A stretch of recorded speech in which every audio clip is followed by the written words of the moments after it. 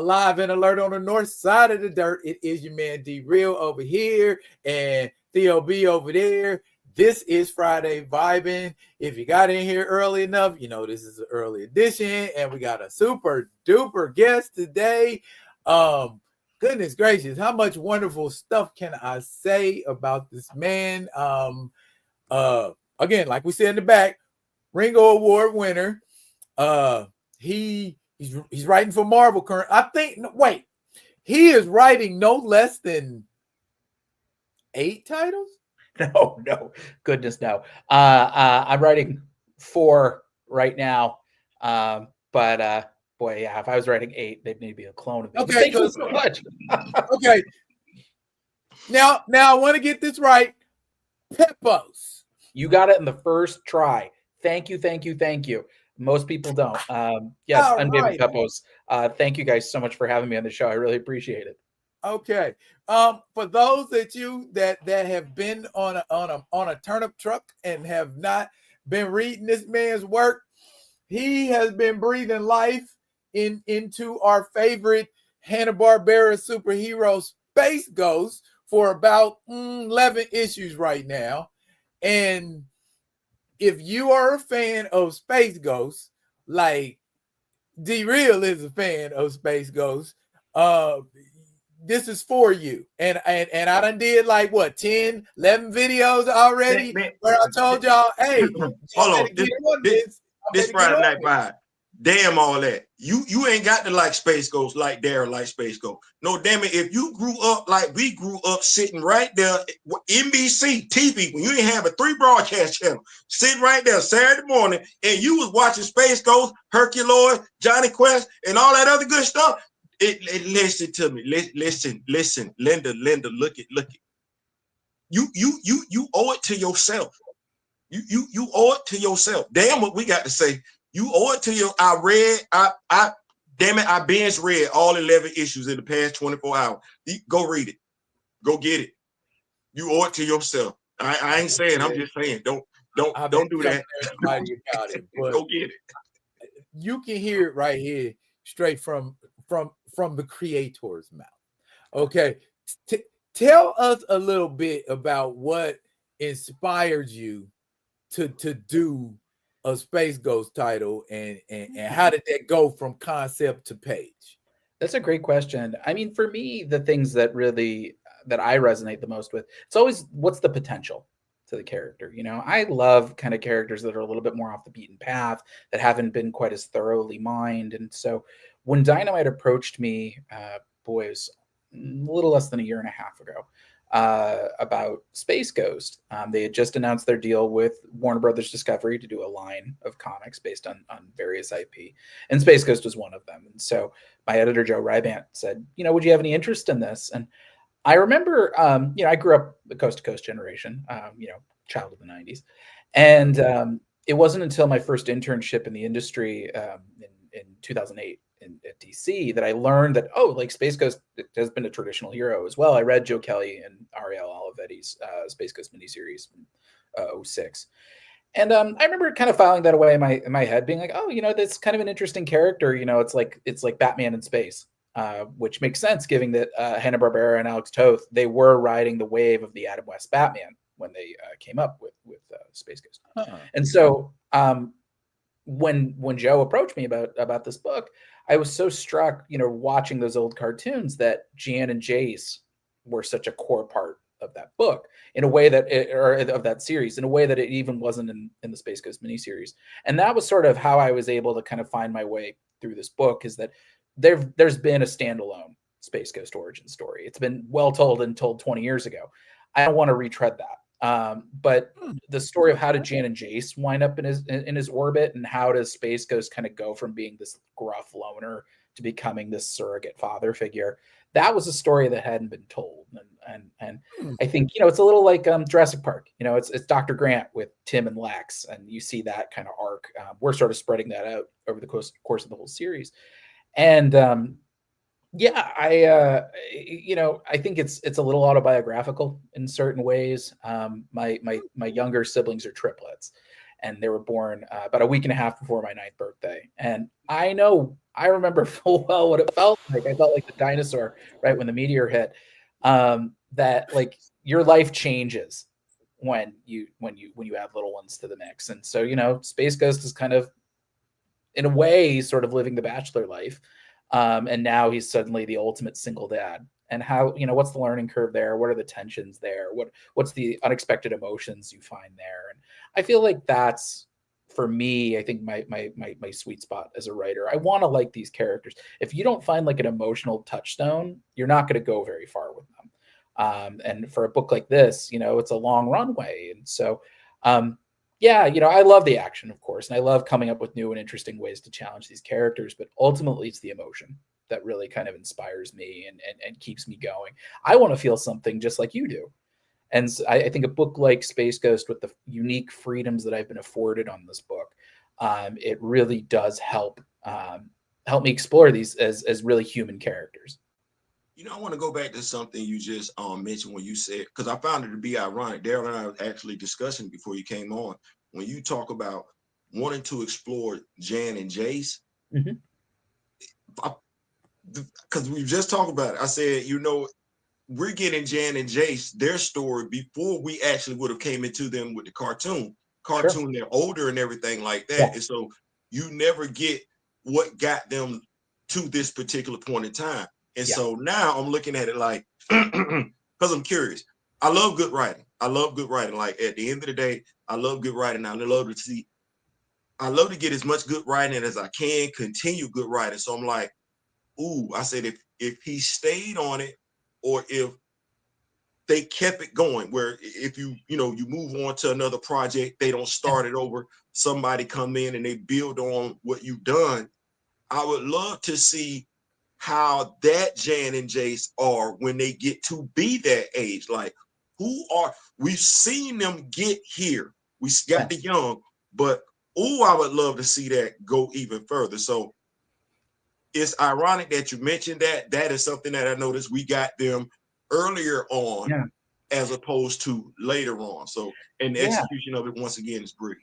Thank you. Well, you know, I think so much of it is, it's so easy, and you see it in certain teen superhero books. It's easy to forget that they're kids, you know, and that kids have their own vulnerabilities to them, and they're still, you know, they're you know, part of being a kid is gaining that experience. And so for me, I always wanted to kind of have that balance of like, these are capable kids. They're precocious, they're smart, they are heroic, but at the same time, they've got a lot to learn. And I think that is what makes a teen superhero so interesting to me. As opposed to just making them small adults who like are immediately, they know exactly what to do, and they're able to keep their emotions, you know, regulated and in check. I mean, how many teenagers do you know that are able to do that? So yeah, you know, I mean, I think that ongoing dynamic, that family dynamic, how it's never really fully set in stone. That there's going to be steps forward and there's going to be steps back, and there's going to be, you know, moments of real emotional catharsis, but there's also going to be regression. I mean, I don't know, maybe I'm speaking too candidly, but that certainly seems to be the case in my family. You know, like there's never a status quo. You know, it's always fluid, it's always ongoing. And that's something that I really enjoy about this book. Is it's sort of a little bit of a riff on, you know, in the way in sitcoms, you know, they would have the will they or won't they with the couple, and it's always less interesting after they get together. That's kind of how I feel about this, is that it is in a certain way a will they or won't they. That in this case, will they or won't they really kind of bond and embrace as a family, you know, a stable family. Or like, is it always going to be a little bit of tension there? Is it always going to be a little bit of a work in progress, both for the kids and for Space Ghost himself? And that's really interesting in terms of characterization for me. I know that like, I know there are some corners that say like, oh, like, you know, why continue with that dynamic? And I'd argue that's the anchor of the whole book. You need to care about these characters, and you need to care about their growth. And that means that it requires growth. And so nothing can kind of, it always has to be in flux. It can't just be static. So yeah, I think we got really fun stuff ahead that we're sort of. I just tossed the snowball down the hill in issue 11, and yeah, you did. Suffice to say, it's gonna snowball in some really big and cool and unexpected ways as the series continues. Well, once again, you say unexpected, knowing that, you know, the heroes are the heroes and everything like that. I can appreciate that there is a sense of urgency throughout these 11 issues. Like, knowing that they are who they are, you still feel something in the background, like, okay, so what, all right, what's been, okay, see, this could really go, okay, so that in and of itself is amazing, because it's like, how do you raise the stakes when folks know who the heroes are and we know we not gonna do certain things with the hero? How do we create tension, stress from issue to issue, where the people actually buy in? And to your point, making those characters relatable, that absolutely does hit home. It hits home for me. I think you just brought up a really interesting point, because for me, there is a degree of building, of course, like trying to figure out kind of like what your baseline is, and then trying to figure out little landmarks that you can kind of like spike it. So for example, for me, the way that I've done it is when we do our 2-parters or our 3-parters, where it's like, okay, we can ratchet up the stakes a little bit here.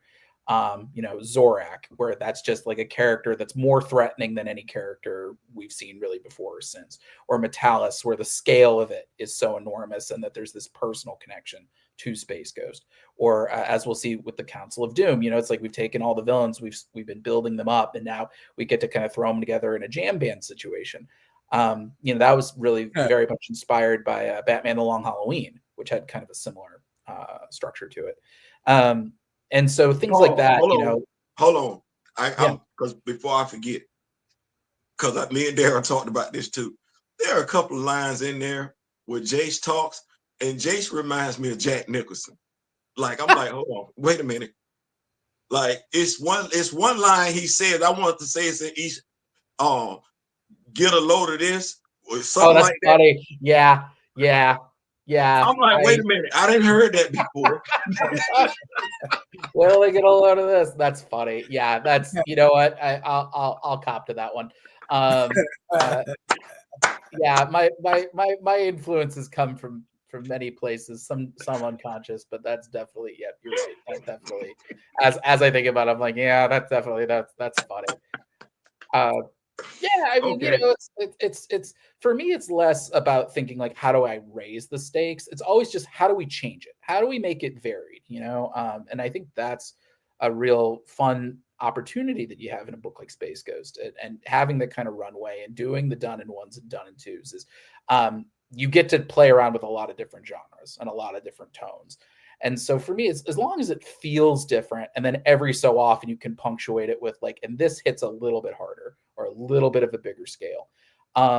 That's sort of been, my kind of guiding ethos for all this, is not every story has to be, this huge pulse pounding, not every story has to be a Metalis, for example. There's room for the Widow, there's room for Creature King.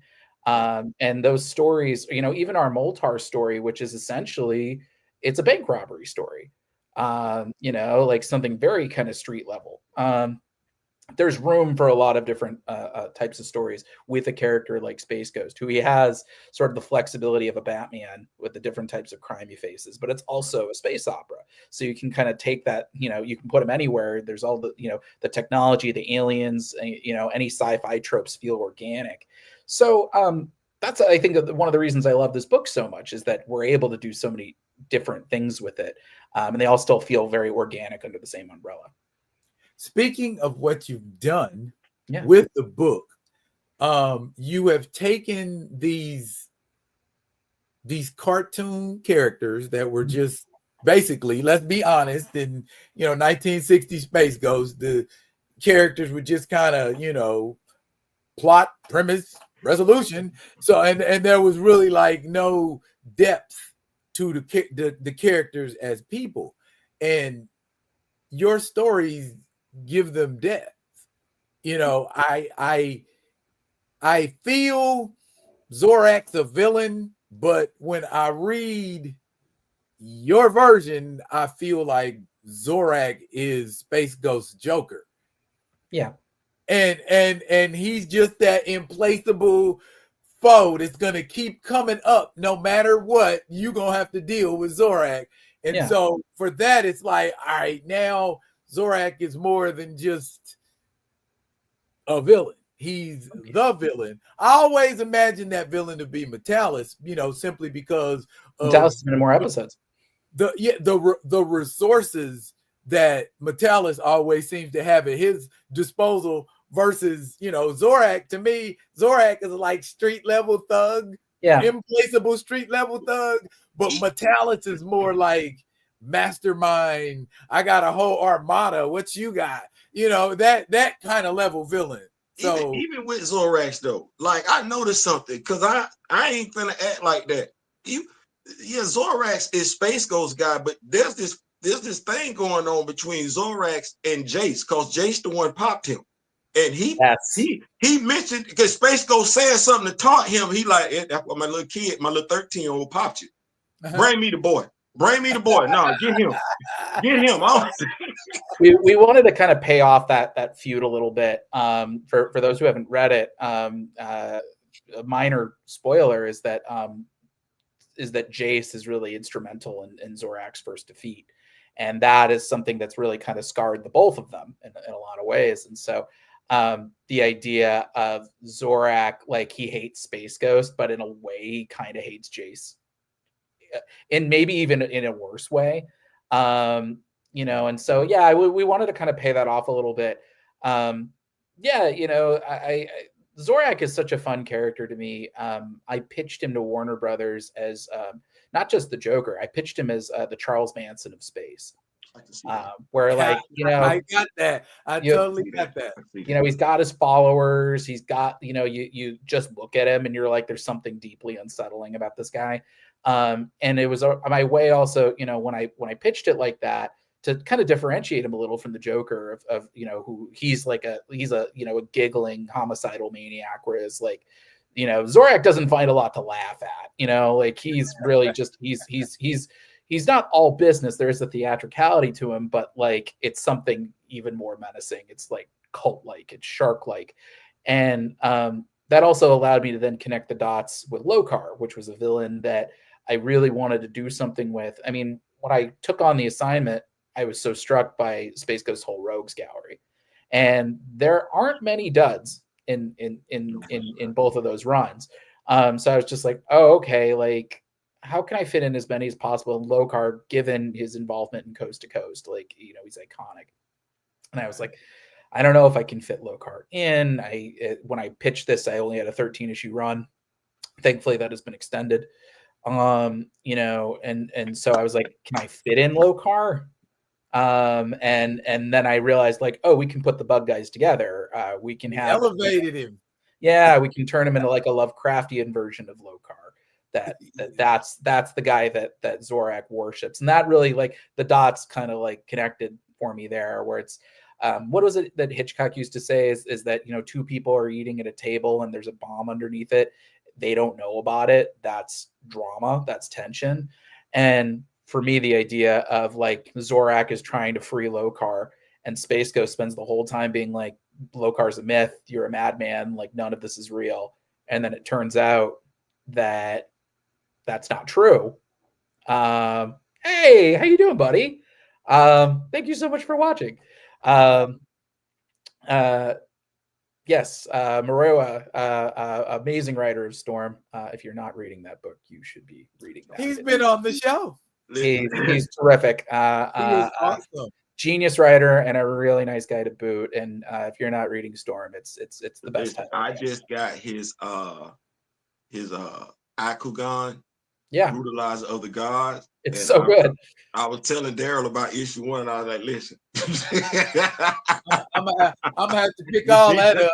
I'm gonna have to pick all of that up for real. You need to go get that. You need to go. But I wanted to ask you this question. Yeah, shoot.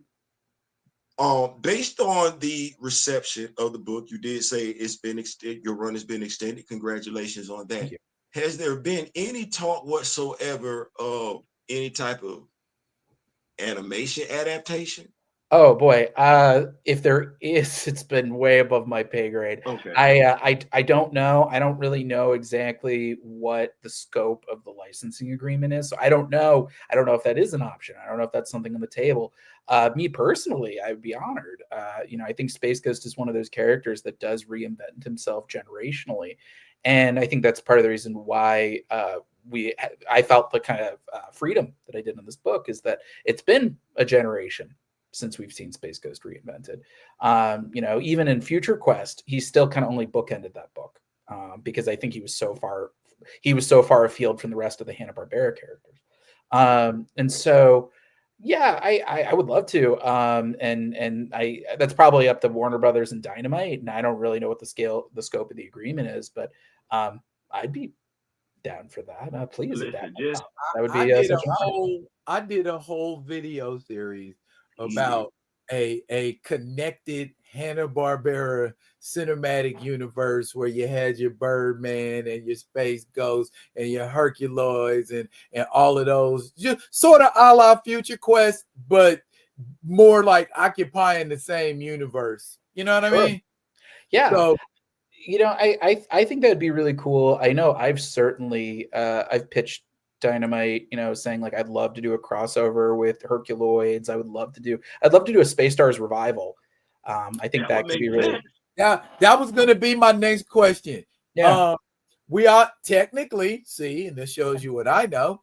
Space Spectre was in Space Stars, Yes. not the original Space Yes. Ghost cartoon. So, if we see in Space Spectre in one form or another, Yeah. And you were mentioning the farming thing with Space Ghost Mythos, there's a whole nother plethora of like I'm gonna just say I'm gonna put a name out there. I'll put a name out there, and you can your facial expression will tell me everything I need to know. Uglor. I would love to do something with Uglor. He's not currently on the agenda, but if we were able to do a Herculoids, anything with them, or if we were able to do a full Space Stars reunion with them in the Teen Force, Uglor, I think you'd have to do something with Uglor. I think he's the guy that kind of brings them all together. I've got a cool idea. I've pitched it to Dynamite. I believe Warner Brothers might have seen it. So yeah, it really is. I mean, it's up to them. I think that's one of those things. It's like the intricacies of the licensing agreement.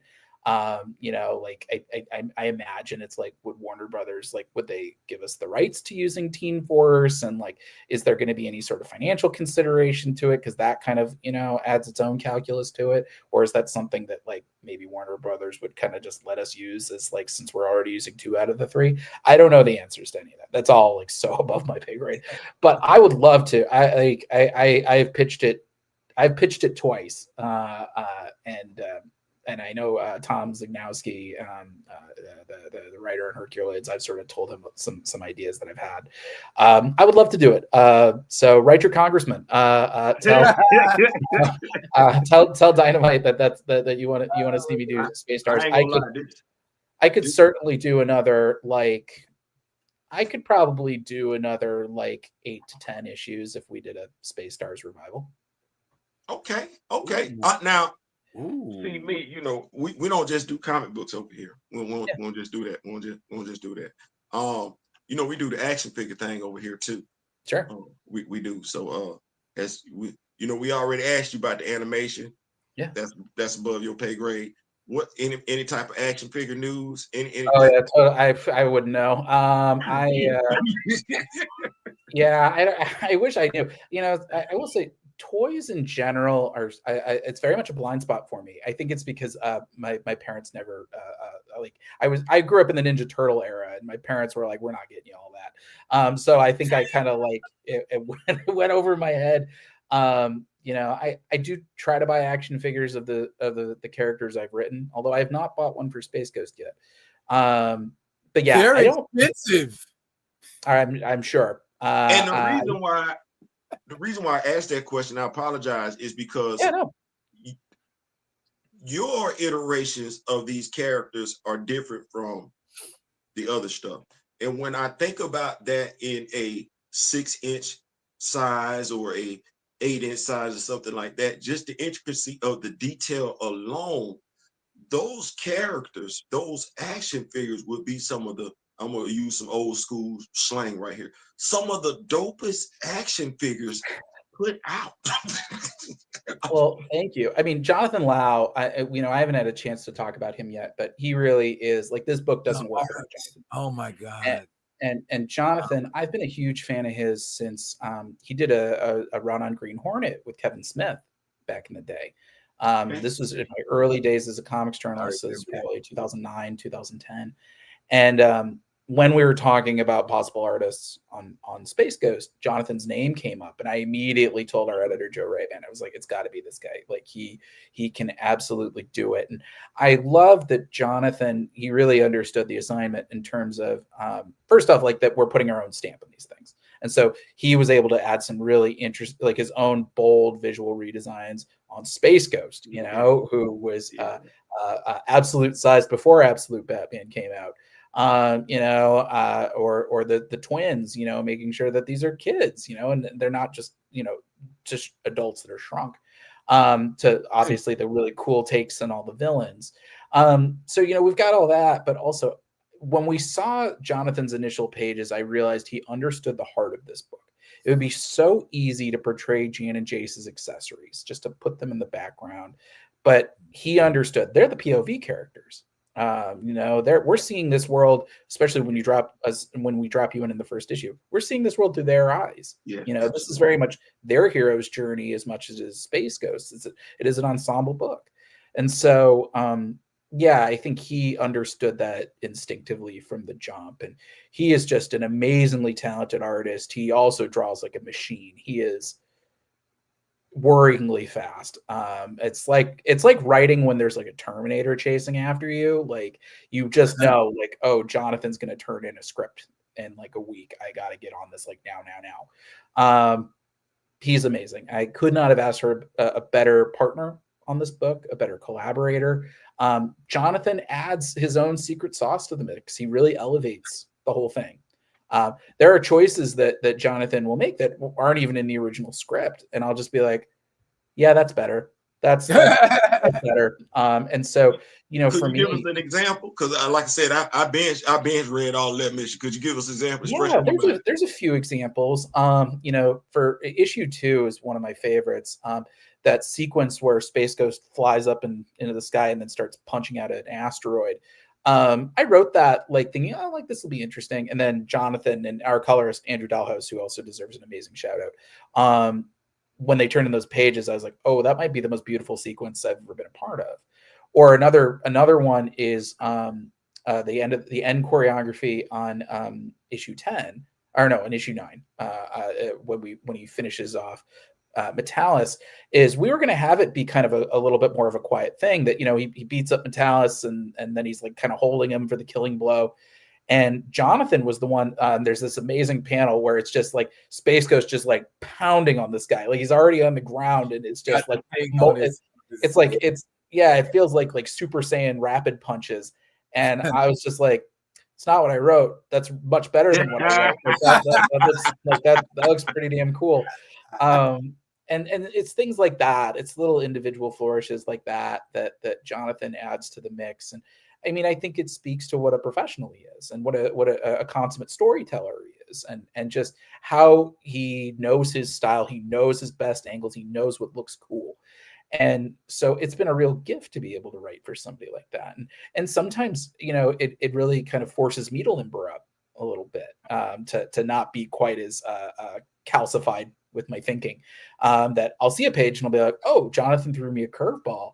It's much better. Okay, how do I write around that to lean into that image better?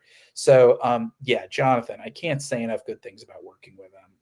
I'll ride that man's coattails for as long as he'll allow.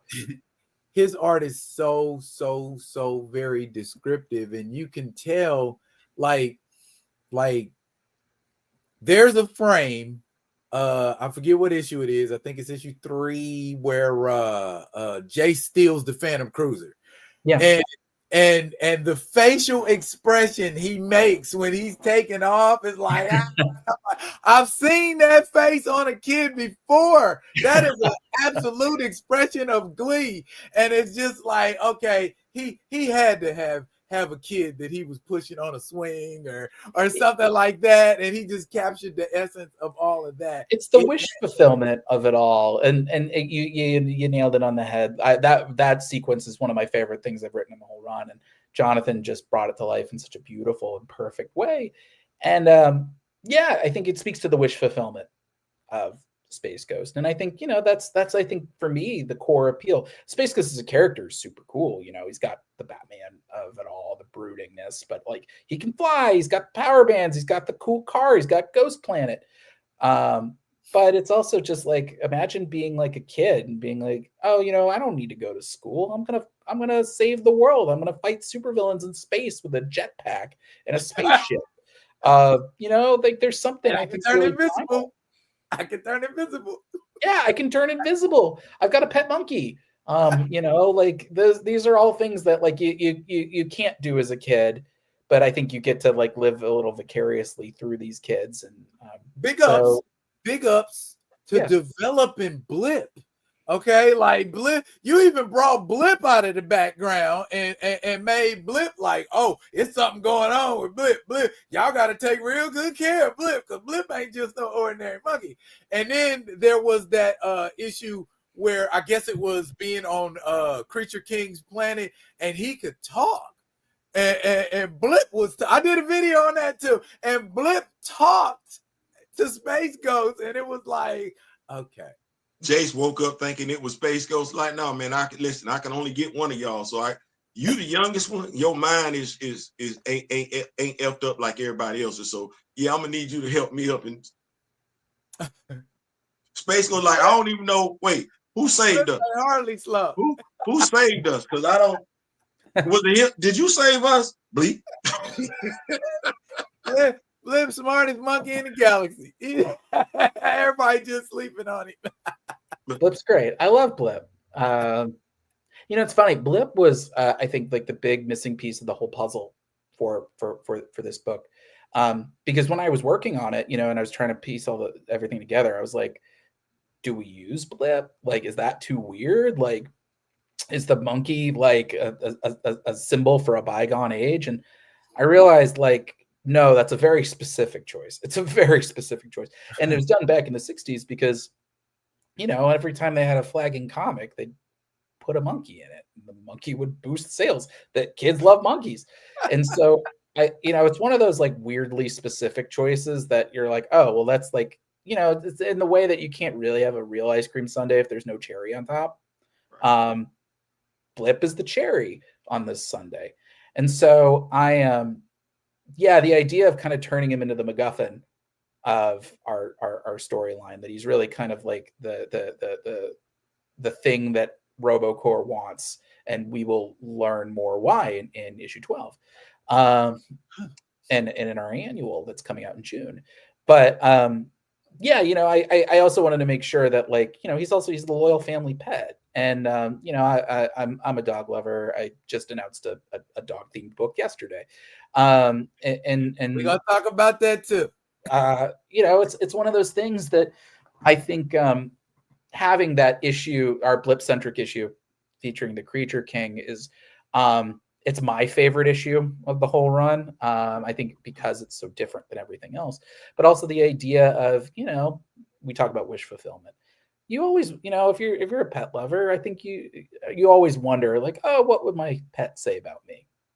And that your animals love you, but like to hear it, to be able to say it out loud, is a very unique and different and emotional kind of experience. And so, we wanted to make sure that, like, because Blip is such a core part of that team, he is the fourth man. That, like, it's not ornamental in the way that Mati's monkey might be in Captain Planet, or the way that Chim Chim might be in Speed Racer. Blip is, he's a core member of the team. So we wanted to make sure we honored that, and that we try to regularly give Blip things to do. And also, he's just funny. Like Jonathan is very underrated for his sense of humor. He knows how to sell a joke. And Blip, especially, like a little blip goes a long way. But I think that's where Jonathan really excels in like the physical comedy of it all. Poor Blip clutching his Space Ghost doll in issue 11. Right.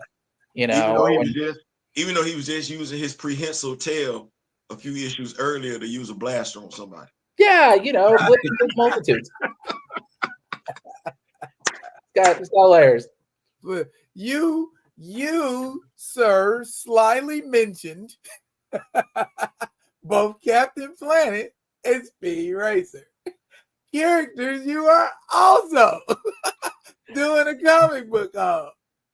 2 more of our childhood favorites brought to life in a comic book. Now, I have heard for years. I can't cite the source. I can if I go and search for it. Speed Racer. His government name is Greg. Really? Okay. So you haven't heard that. The reason, if you remember the old Speed Racer cartoon, same clothes all time, white pair of pants, polo shirt, had a G on it. Well, because his real name was Go Mifune. See, you learned stuff. Yeah, that was his name. Go Mock Go. That makes sense now.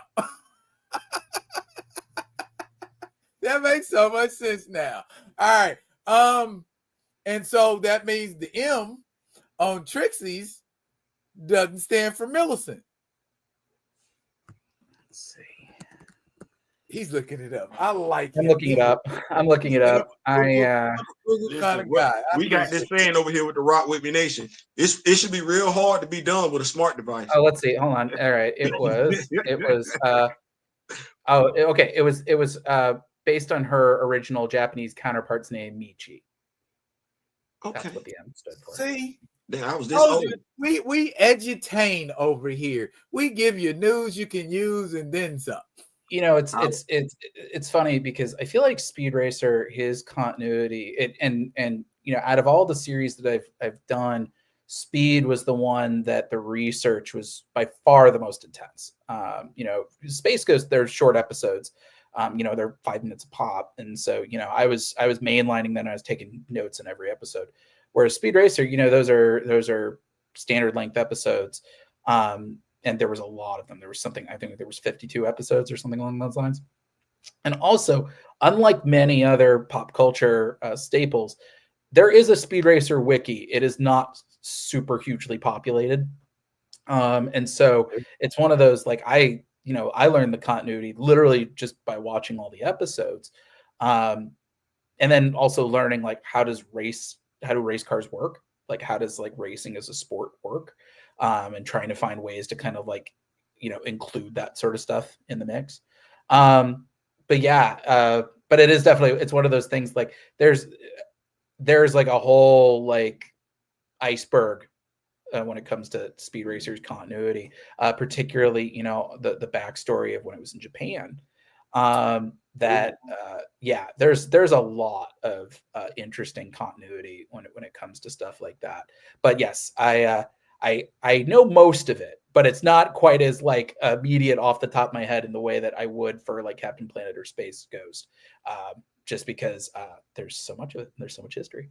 But yeah, Speed Racer has been a really fun book to work on. I just turned in a script for that last week, and it's really nice. It's actually a really nice counterpoint, I should say, to Space Ghost. Space Ghost, it's all the high flying superhero action.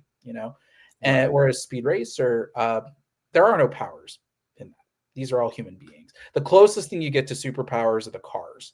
That the cars, and I can dig a little into this, and that Formula X, which is sort of the racing league of this world. It's like race car driving, but elevated. You know, they have the belt tires, they have the auto jacks, all the cars have them. So, you know, racing is no longer linear over one track. You know, you can drive along the walls, you can hop over your opponents, but also every car has its own signature weapon. And that's sort of the X factor that you bring to the track. And so, you know, for example, Speed Racer, you know, he's got the cutter blades, you know, he's got his buzz saws, but not everybody picks that. You know, there are some people who, you know, they'll get a grappling hook. They'll get a,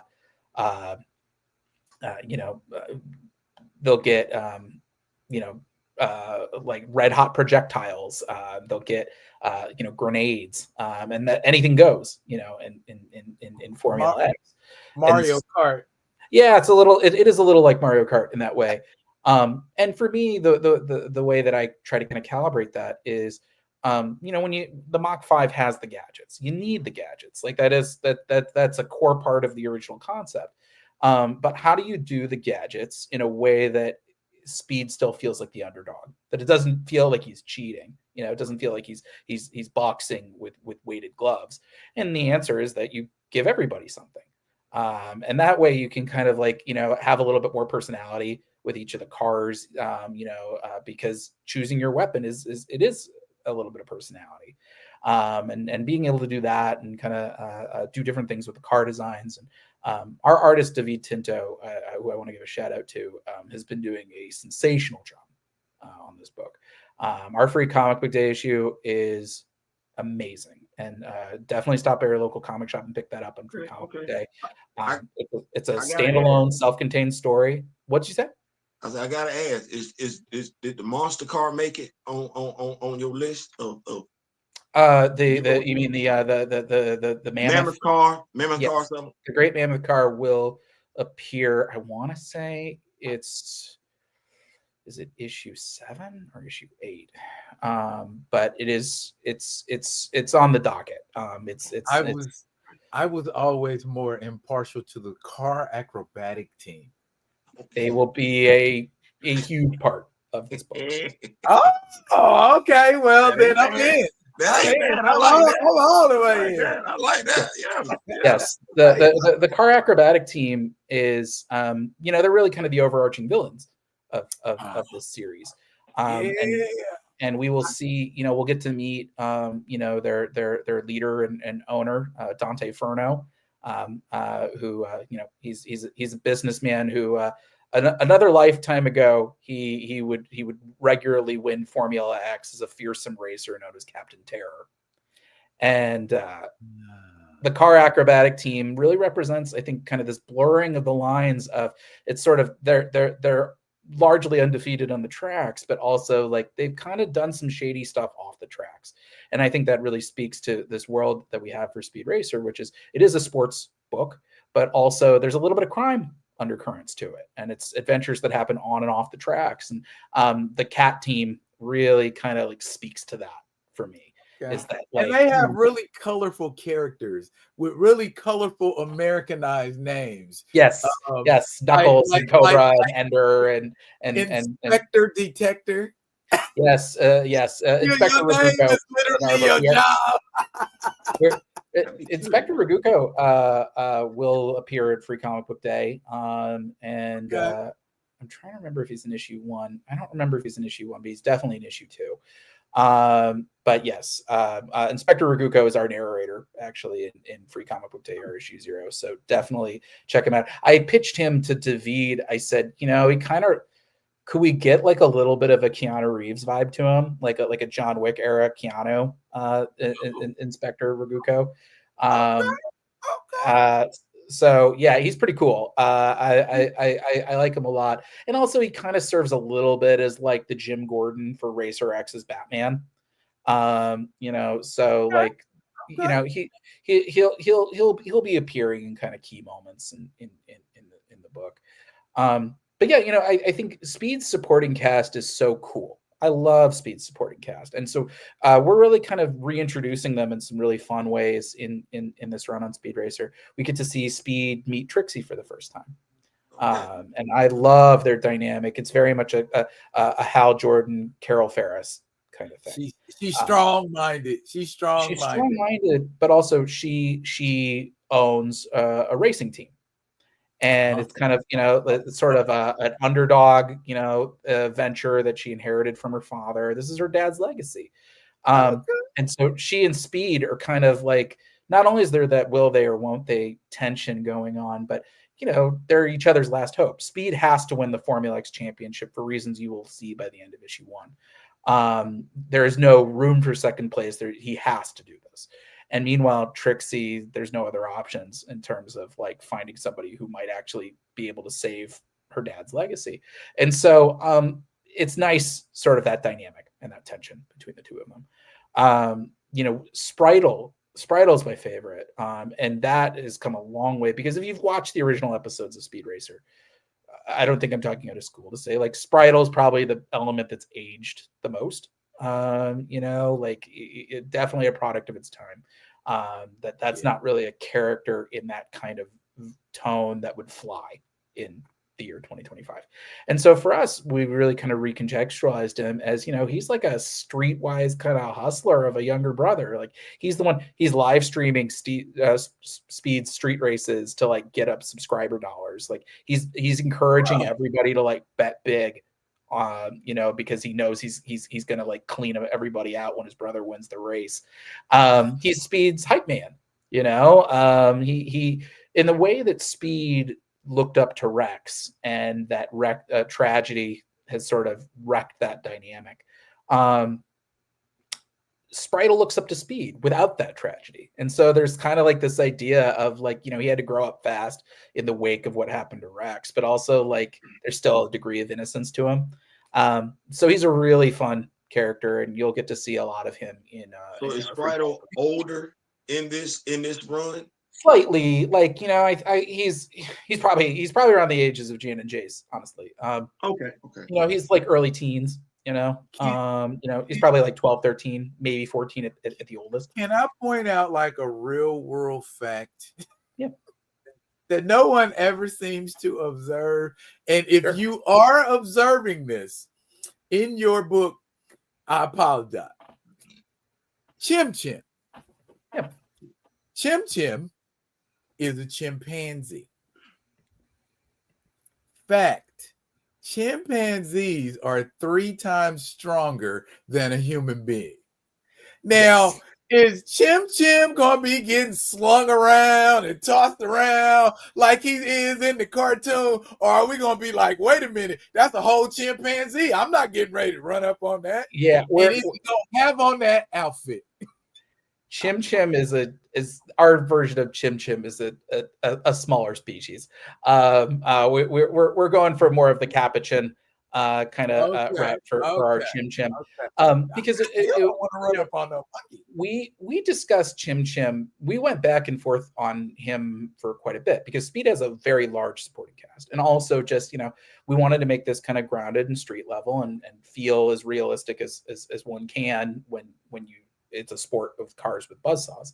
And so we were, we went back and forth quite a bit. Like, would we put in Chim Chim? And in the end, we're kind of like, I think the fans want Chim Chim in there. Like they expect it. And so I like the idea that like Spritle like won Chim Chim in a bet, like this is just kind of like the like, he's Pops is many things, but the most attentive parent is not one of them. And you'll see you'll learn why that is in the wake of Rex's accident. And so, the idea that like Spritle's gotten up to stuff and that's why he has a monkey, we have a bit in issue 1 where somebody's like, who the heck has a monkey, like walks around with a monkey on their shoulder anyway? And he's like, don't hate the primate, hate the game. It's like, so yeah, Chim Chim, like he's part of the branding for like Spritle's like YouTube channel, but he's also, like his loyal best friend. And so yeah, he's kind of fun in there as a little bit of visual comedy. Racer X, of course, I've talked about him a little bit, but I love Racer X, and he will be appearing quite a bit in our book, as well as Mark Russell is writing a spin-off book with Racer X's own kind of stories, kind of off the margins of what we're doing. but yeah, he's kind of like he's Batman meets James Bond in a race car. Like he's super cool. He's got this sort of larger than life kind of mystique to him. He is the Vin Diesel to Speed's Paul Walker in a lot of ways. Will Pops and Racer X ever reconcile? Maybe. You'll have to read the book to find out. But seeing that dynamic with him and Speed, I really like because it's so one-sided. Rex knows everything. Rex knows what Speed's deal is. Why is he competing in Formula X? And meanwhile, Speed has no idea. He has no idea his brother's even alive. And so that's like a fun, interesting dynamic that, Rex knows something that Speed doesn't. Pops is another fun character. There's a little bit of like a tragic streak to that character. And you'll see more of it in issue 1. But my favorite thing about the early episodes on Speed Racer was Pops doesn't want Speed to do this. Pops doesn't want Speed anywhere near a racetrack because there is a degree of family tragedy involved with that. And so that's something that's really interesting to me. The whole Racer family approaches racing in different ways. Speed, following in Rex's footsteps, likes to drive. Spritel is more of like a color commentator. Pops likes the science of it. He's a designer. He's a builder. That's how he loves the sport. And Trixie, meanwhile, is sort of like she's running a team. So it's a different kind of skill set that goes into that. But Pops, what do you do when like the thing you love most in the world, the thing that defines you, like takes a sudden tragic cost from you that, really kind of ripped your heart out. And so Pops, when we meet him, he's kind of lost. He doesn't know what to do with himself. And as circumstances go and Speed winds up having to compete in Formula X, Pops is going to have some real conflicted feelings about that. But eventually it's one of those, like, you can't stop him. So the best thing you can do is train him. And so then he becomes Speed's corner man. And seeing the way that like that tension between them of sort of Pops has a wealth of experience, but Speed also has this like instinctive kind of way of doing things, and watching the push and pull of how they learn from one another. Pops' past is going to come back to haunt them all in a big way. Wow. And you'll see it a bit in issue 1. You'll definitely see it a bit in our second arc. But yeah, Pops is super fun. And Trixie, Spritel, and Pops and Racer X are sort of our core supporting cast members in this book. But you'll also see like a who's who of Speed Racer villains. You'll see characters like the Cat Team, Kim Jugger. You'll see stuff with the GRX engine, the Great Mammoth Car, the various crime syndicates. It's all going to be in there. I've planned this out. It's going to be 16 issues once you include Free Comic Book Day. And I've planned the thing out on a page-to-page basis. So, yes, it's really locked in stone. Like, I watched every episode, and I've gotten almost every viable rival villain character that I could get. I'm gonna ask now. I gotta ask because he might have some things out there. I don't know. Trixie's brother is he still gonna be comic relief? Sparky? Yeah. I didn't realize that was her brother. I could be wrong. Listen, I could be wrong. I just knew he was the mechanic. Sparky will appear. I can't speak to how heavy his role will be yet, because I haven't gotten to him yet. In terms of the scripting stage, he'll certainly appear. He'll certainly have some moments with Speed, because if Pops is sort of like the corner man, like his coach, or I guess maybe I'm mixing my metaphors a little bit. If Pops is his coach, Sparky is a little bit of the corner man. Like when Speed has to pull into the pit, that's Sparky's domain. And so, yeah, I think there will certainly be a little bit of a friendship there. It's not going to overshadow what we're doing with Pops and Trixie and Rex, who I think are kind of the core. And he probably won't even be necessarily at the level of Spritel, but around there. Yeah. Sparky I always kind of saw as Speed's Scotty. I'm sorry, what? As his Scotty to like get. Yeah, that's a great way of describing it. I'll pull up and put some stuff on there, and it'll work just as fine as it used to, even though it's dented up. I can't get it to go any faster, Captain. She can't take much more. In the comments, Mireya asked, how has been a professional critic in a previous life helped your approach to storytelling? And are these genres of stories you wish publishers will approach you to write more of? That's a great question. Yeah, I think for me, being a critic, I spent many years in the reviewer trenches at Newsarama, and it was really kind of like the perfect boot camp for me, because it forced me to not just like it. I had to learn to listen to my gut, but I also had to articulate what my gut was saying. Like, why is there something that wasn't vibing with me, or why did I really like something? And of course, taste is subjective, but for me, it really kind of helped me figure out my particular voice and my priorities as a storyteller. Like for me, decompression is not something that I super love doing. So that's, I didn't respond very well to necessarily decompressed stories. So that's, now I'm writing something like Space Ghost or Speed Racer, which is done in a lot of done in ones and done in twos. You make it very punchy and episodic. The way that I do action, like it's because I read Rick Remender and Warren Ellis, so I think, it's good for me in terms of my internal compass, because I always ask myself when I'm working on something, take me out of the equation for a second. If I was reading this as a reviewer, what would I say about this? So I'm pretty hard on myself. I'm pretty hard on the final product. I am constantly, every time I turn in a book, every time a book is finished, I'm constantly doing a postmortem on like, okay, what could I have done better here? What did I learn from this? You learn more by the words, the end, so that I think has been really key for me, is that I always try to approach my work as if I was a critic, how would I review it? I think sounds like you write the book, which down now, just because I apologize for cutting you off, but sounds very much like you write the book. And like I said, I can say this honestly, having read those 11 issues. You take the fans into consideration, what they would like, what would resonate with them, as opposed to what would resonate with you.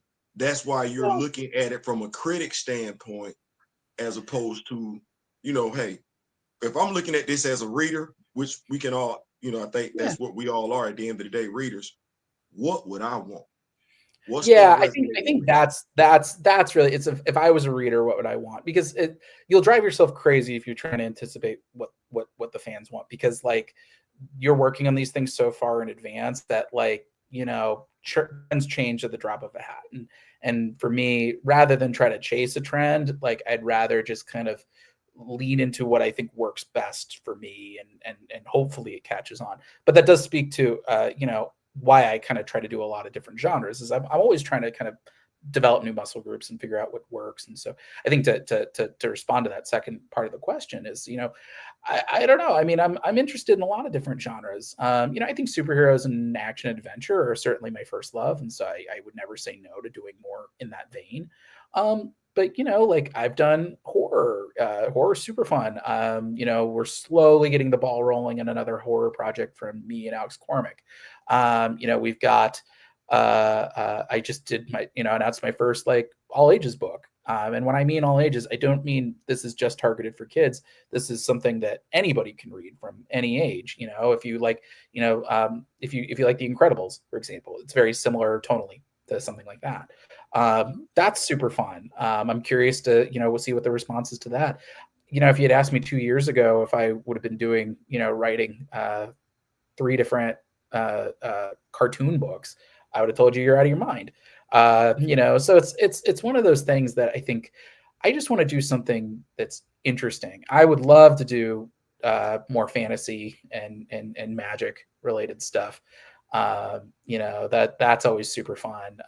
Characters like Shazam or Doctor Strange, or the Midnight Suns. Like there's a lot of cool stuff you can do in that kind of genre space. But also for me, I love being surprised. I think some of my favorite books that I've ever written are not the ones that I've seen coming. I didn't see Space Ghost coming. I certainly didn't see the response to that coming. Speed Racer came as a conversation at San Diego Comic-Con. An editor just said, "Hey, we're getting Speed Racer. Are you interested?" And I was like, "Well, if you bring it up, yeah, sure. Like I could write something. That could be really fun." Captain Planet, I think, is the only book that I managed to lobby on my own. That Tell Dynamite. us a little bit about Captain Sure. Planet, because I was going, but you segued right into where I was going next. So let's go. Yeah, Captain Planet. The best way to describe that book, it's X-Men 2 meets Avatar: The Last Airbender. It's like Space Ghost. It's brand new continuity. You don't have to watch the cartoon to get on board with it. All you have to do is pick up issue 1. But yeah, it's the story of 5 ordinary people from around the world who are suddenly granted extraordinary powers in the form of 5 elemental rings. And they find themselves on the run from a ruthless billionaire that wants to exploit their power to perpetuate a corrupt system. Not too timely for the year 2025. But yeah, it's I've long thought Captain Planet is needed a 21st century revival. I've pitched this book to every publisher in the comics industry since I started. It's going on 10 years at this point. And I think, it's because Captain Planet gets a bad rap. It's often overlooked. And I think it's because, it was very much a product of its time in 1990 when it came out.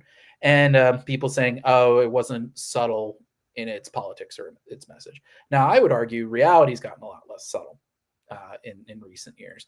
And for me, I think it's very easy to make something not a product of its time. To say, okay, like we're revisiting this 35 years later, what would it look like given today's geopolitics, given today's environmental conversation? And for me, the thing that I love most about Captain Planet is it's inherently diverse and multicultural in a way that I don't think we've seen since Giant Size X-Men.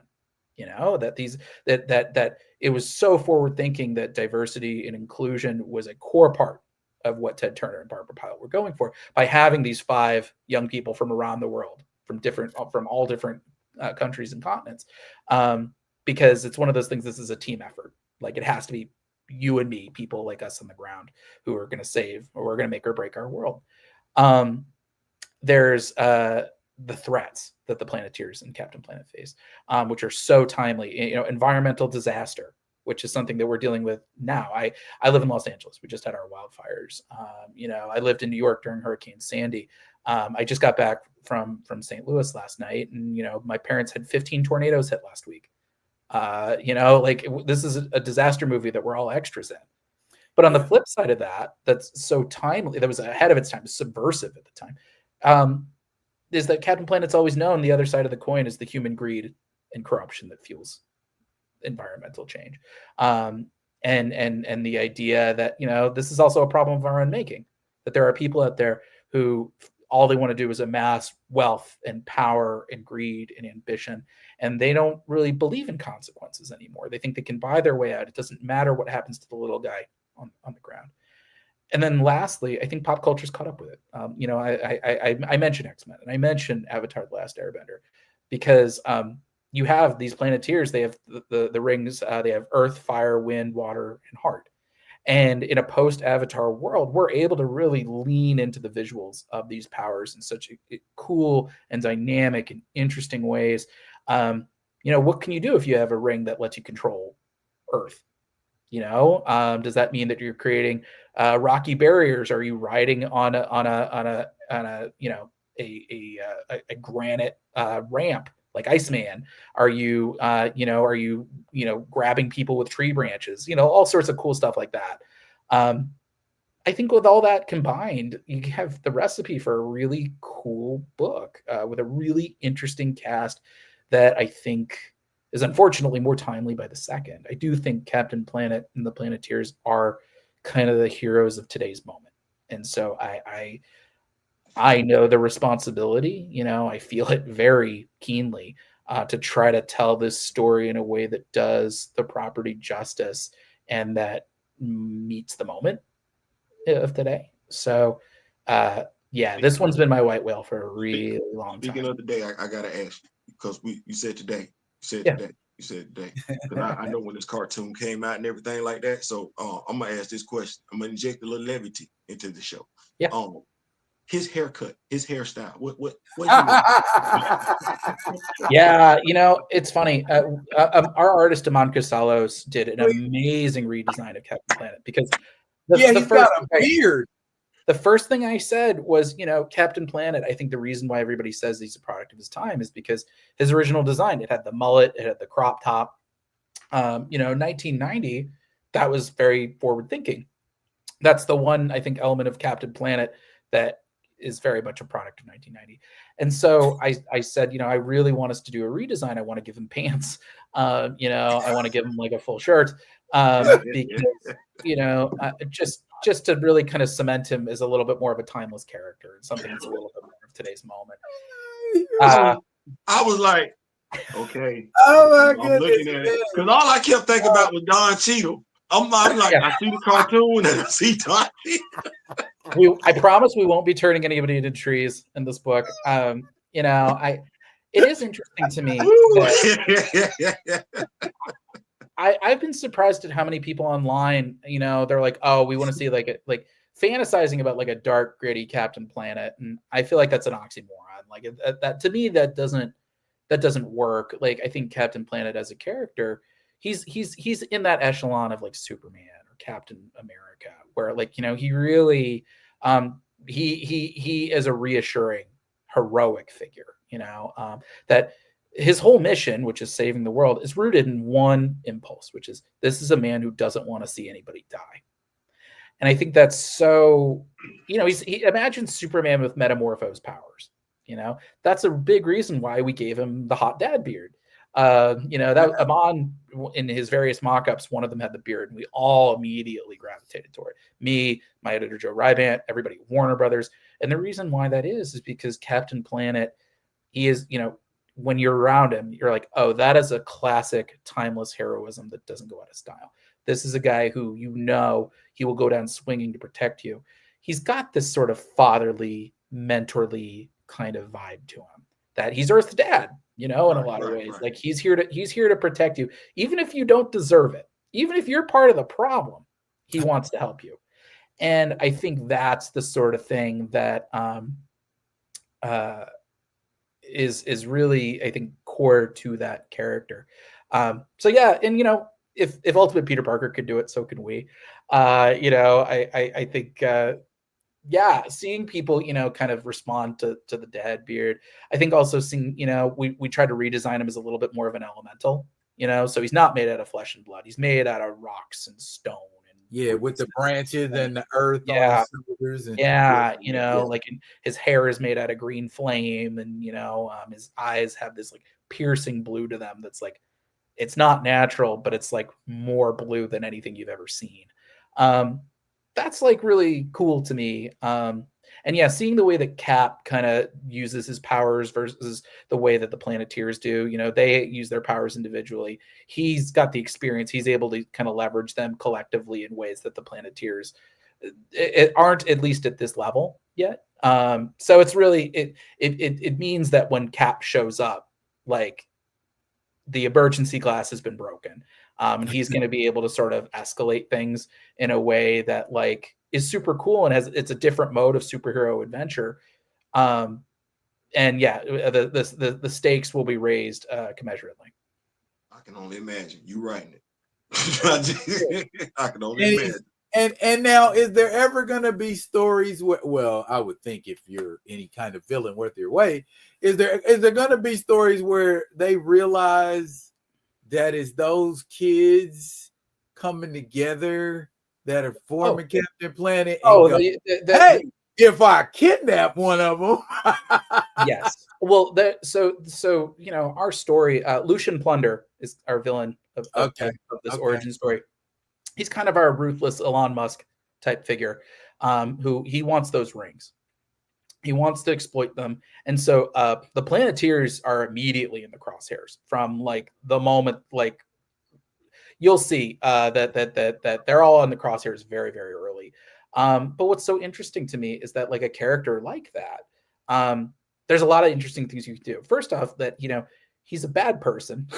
Just that like he has no ethics, he has no scruples. Like for him, like being ruthless is how he's succeeded, how he's survived. And so there's no rules that he's not willing to break, but he couches everything in these utopian terms, that he makes people think, oh well, he's successful, and he's doing this to make for a better world, which is so insidious, of somebody who maybe, once upon a time, that's how he felt. But now it's really just like, well, if the rest of the world is doing well, that's fine as long as I'm getting mine.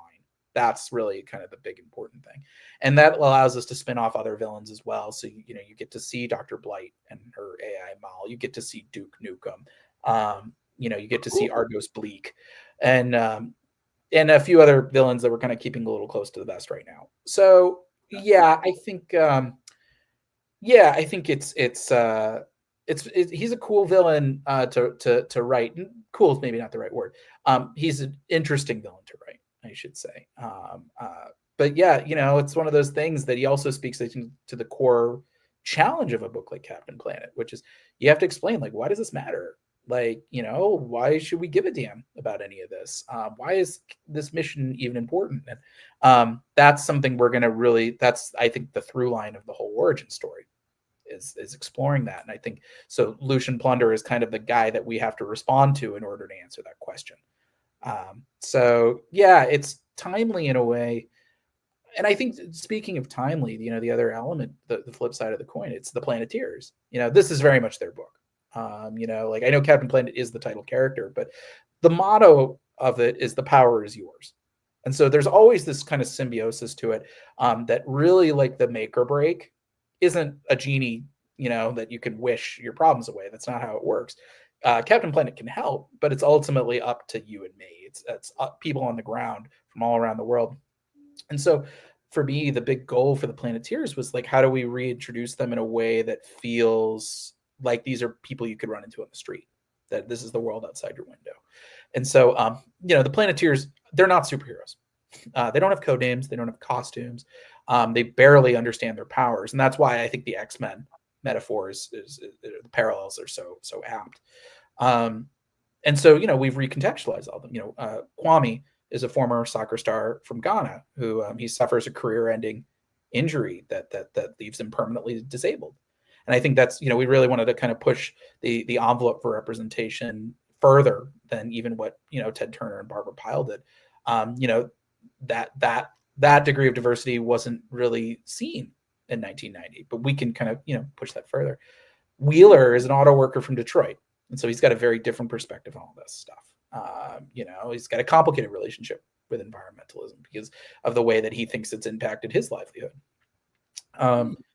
Linka is my favorite. She's our big 180. In the original cartoon, she was the conservative Planeteer from the Soviet Union. Right.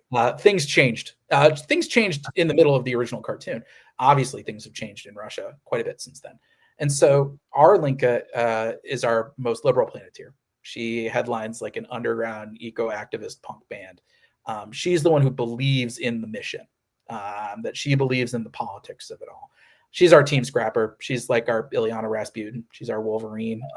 She always finds ways to surprise me, which is super fun. Guy, meanwhile, she's the heart of the team. She's the kid sister of the group. She's in the original cartoon, she was a marine biologist. She's from South Korea. And in the cartoon, that meant she just put on a wetsuit and dove around with dolphins. But for me, I like the idea of having a science character. Somebody who like genuinely loves being in a lab, like loves her work. She's very excitable about her work, and it's excitable in general. And as a result, that means a lot of people underestimate her. But she's the one who like knows the stakes. She knows the science behind all this. And so for her, hope is a revolutionary act. Like, you can either be hopeful and fight for a better future, or you curl up into a ball and give in despair. Which do you want to do? And speaking of kind of like the brooding characters, Mati is kind of our big glow up of the series. In the original cartoon, he was definitely seen as a punchline, as sort of the wide-eyed innocent with the power of heart. And right. If I had a nickel for every time somebody asked me what the hell is the power of heart, I'd have a lot of nickels. It's tactical telepathy. And so Armati is an indigenous person from Brazil who his people were being forced off their land by corrupt mining interests. And he was ready to strike back in a particularly kind of violent and brutal way until he gets the power of heart. And then suddenly it cleanses his mind of all rage and anger, and it turns him into this avowed pacifist who can absolutely wreck you. He doesn't need to throw a punch because the power, the ring will let him do so much more. It will let him summon animals. It'll let him reach into your mind and see things that aren't there. It also houses Captain Planet's consciousness.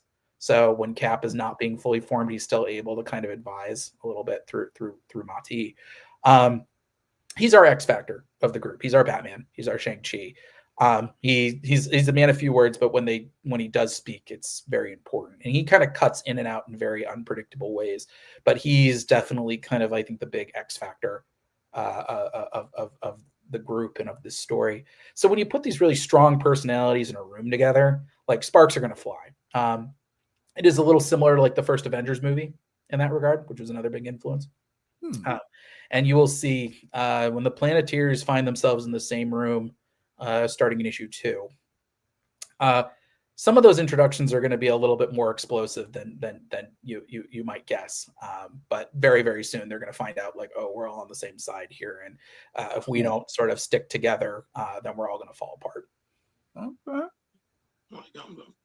Well, we are looking forward to all of that, but we have yet to talk about your most ambitious project to date. Whoops, not that one. Whoops, not that one. That one. Yeah, 10 Terrier. Now, I read you I got the email that you sent me, and that's where this image comes from. The premise. I don't want to bust it open. I'm gonna let you do it. Please tell the good folks at the Rock With Me Nation and Theo what the premise is for 10-Ton Titan Terrier, which is a tongue twister. 10-Ton Titan Terrier. It's my first all ages book. If you're watching The Incredibles or Encanto, you are totally fine to read this book. And it's the story of when a meteor crashes into Earth, it hatches a whole bunch of kaiju eggs. But there's also a suit of alien battle armor that crashes with it. But the only creature on Earth capable of turning on the suit is an 11-inch tall terrier. So it really is, it's Pokemon meets the Iron Giant. It's an age-appropriate Pacific Rim. It's basically what if it's Ash and Pikachu, if Pikachu, instead of being able to throw lightning, was able to pilot a giant alien battle suit. It's super fun. It's got action, excitement. If you're a dog lover, if you're a kaiju fan, if you're a giant battle mech enthusiast, this is going to be perfect for you. This is a very personal book for me. I started writing this in 2019 when my terrier Holly was diagnosed with melanoma. And so I wrote this book in the waiting room during Holly's appointments, where I said, I don't know if I can keep my dog alive, but I can make her immortal. And so Holly, she passed, I think like 2 weeks before the COVID shutdowns. But by the time that happened, I had already finished writing the book. And so I found artist Ornella Greco from Picard's Academy and Total Suplex of the Heart. I found her online, and she was just the perfect fit for a book like this. And so it's been a long time coming, but this is the sort of book, it's the best kind of creator-owned project, where it's the type where you say, I'm going to get this made come hell or high water. If I have to self-publish it, I will do that. And we are fortunate enough that Paper Cuts has provided an amazing home for that book. And it really is. It's the story of a boy and his dog, if that dog was fighting giant alien monsters to save the planet. And yeah, I couldn't be prouder of that book. It's been the missing food group, this genre. A lot of my work tends to trend a little bit more adult. I've written The Punisher, like I wrote The Devil That Wears My Face. Those are not kid-friendly books. And I think I wrote Spencer and Locke as my first book, and that is decidedly not kid friendly. And I think my biggest regret was every time I was at a con, I'd see an 8-year-old trying to buy Spencer and Locke, and I'd be like, "Oh, you can't read that. You can't read like my David Fincher crime, detective noir child abuse book." But Yeah. this now this is a book that anybody can read, whether you're 6 or you're 60. And so I've been very encouraged to the response to this book. I was lucky enough to be able to talk to retailers a little bit about it at the Comics Pro Summit earlier in this month, and the response was bigger than anything I've gotten to date. So I can't wait for people to read this book, because it really is. It is a piece of my heart in a very profound way. And I'm just so thrilled and proud of how it came together. Check that out. Well, that drops in October 7th. Okay. That's a week We before got to my bring it birthday. back on when it's Yeah, right I now. can remember. So you can order that through your comic shop. It's also on Simon & Schuster's website right now that you can pre-order it. So order it, because our current terrier Ruby, she eats a lot of kibble, so every book helps. One of our commenters asked if What a he deep feels cut. to it. Can David talk a little bit about going to the chapel? Also, what goes into his epic writing music playlists? Oh, there we go. I like that. Well, first off, thank you for asking about that book. That is the book that everybody overlooks. So thank you. Going to the chapel, that book, it's Die Hard meets Wedding Crashers. It's the story of a bride with cold feet whose wedding is suddenly hijacked by a gang of Elvis-themed bank robbers, who it turns out is led by her ex-boyfriend. And so she decides she's going to team up with the bank robbers to try to escape her own wedding. And the way that story came together, I was the world's worst best man. Wait. She gonna team up with the bank robbers to stop her own wedding? Yeah, to kind of escape her own wedding without hurting anybody's feelings. There's a little Arrested Development in there. There's a little bit of Runaway Bride, a little Ocean's 11. Wow. Yeah, I worked on that with artist Gavin Guidry, who you'll see he's doing an issue of X-Men, Uncanny X-Men coming up with Gail Simone soon. This was okay. When is this out? That book came out in 2019. That was my second book after Spencer and Locke. I picked that up. It's a fun book. I wanted to try my hand at a romance book, and that's a genre that is typically underserved in the direct market. And so I was like, how do we do a cool version of a rom-com that you can pick up as a guy and not have your masculinity attacked. And I was like, let's do a crime version of this, and then it was such a fun book. It came about, I was the world's worst best man at a wedding. The bachelor party I planned went completely wrong in every possible way. Right. To the point where I wasn't even present for it because I went to the hospital with a kidney stone. And the Airbnb was trashed, and I rented inflatable sumo suits for the backyard, not realizing the backyard was at a 45-degree angle. Just everything possible to go wrong. And I remember telling my now wife, I told her at the time, thank God this wasn't the wedding. And then I thought, but what if it was? And so I thought, what's the world's worst wedding? Just totally dysfunctional families, the wedding. And I remember thinking at the time, what's the worst thing that could happen to my friend at this wedding? And I was like, it would be if the bride decided she wouldn't go through with it. And that's when I was like, or no, I said it would be if the father hired leg breakers. And then I said, no, worse than that. It would be if she couldn't go through with it. And so I was able to kind of combine all that into this book. And it's super fun. We were really lucky. Patton Oswalt discovered that book when the first issue dropped. And ironically, I was actually in the hospital the night before the book came out with a kidney stone. So I staggered out of the emergency room to go to a signing, and on no sleep and on painkillers. And suddenly my phone starts blowing up. And I was like, what? And that's when I saw Patton Oswalt was tweeting about the book. Yeah, stay in school. Dreams do come true. But yes, thank you for your condolences. Holly's immortal now. And to have her in the book, that's sort of one of those things that does my heart a lot of good. Yeah, she had 10 tons of personality, and so now you're going to get to see all of it in pages. I think everybody will get this when I say it. You have kept her legacy alive by telling her story. Absolutely. Yeah. And the best way to honor someone is to continue to tell stories about them after they're gone. So, salute. Well done. Well done. I have a question. I have an answer Regarding Space Ghost. Yeah. And since you're writing Space Ghost, would you say Space Ghost is peak human strength or superhuman strength? Because some of the feats he has performed. Wow. No, you didn't.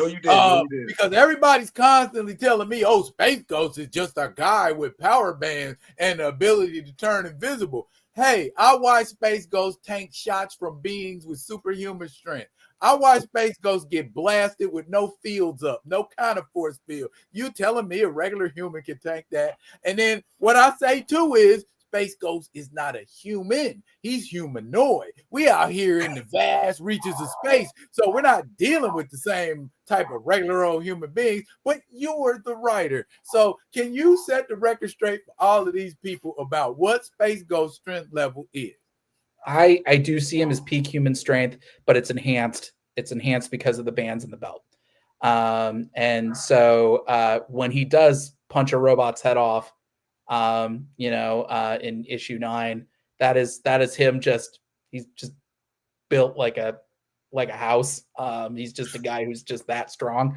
But yeah, I do see him as like he's not enhanced being. He does have the enhanced tech, which allows him to sort of present in that enhanced way. As far as the humanoid elements of it, it's so funny you asked that. It's something that I was just bringing up with my editors recently. I'm reading over all the scripts for Space Quest by Joe Casey and Sebastian Perez. It's really fun. The issue comes out next week, I believe. The first issue for that. And for me, I don't want to put like too fine a point on it, because then I can contradict myself later. And anything I say here should be considered secondary to the books itself.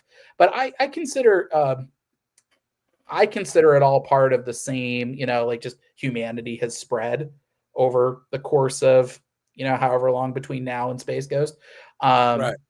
And so that's something like that I talked about with like Joe Casey is it's like, does like Space Ghost know what a dog is? And my thinking is, yeah, I think he knows what a dog is. And so when you think of like questions like that, does he know what like normal human touchstones are? I see this as a futuristic world, that everything's just expanded over the galaxies, and that we've mingled with aliens, but that like the core human elements, crime, corruption, police, banks, labs, schools, things like that. They all still exist. So I'm going to say human, in the sense of like shares our genetic code human, but obviously doesn't share our homeworld human. So we'll watch this. To your point, and to Daryl's question, I think if we're critical readers, I like to call myself a classically trained reader. If we're looking at it and we look at humans who, did we lose? Don't think so. He's still there. Let me see. Oh, dang, gone. So hold that thought. Just hold that thought.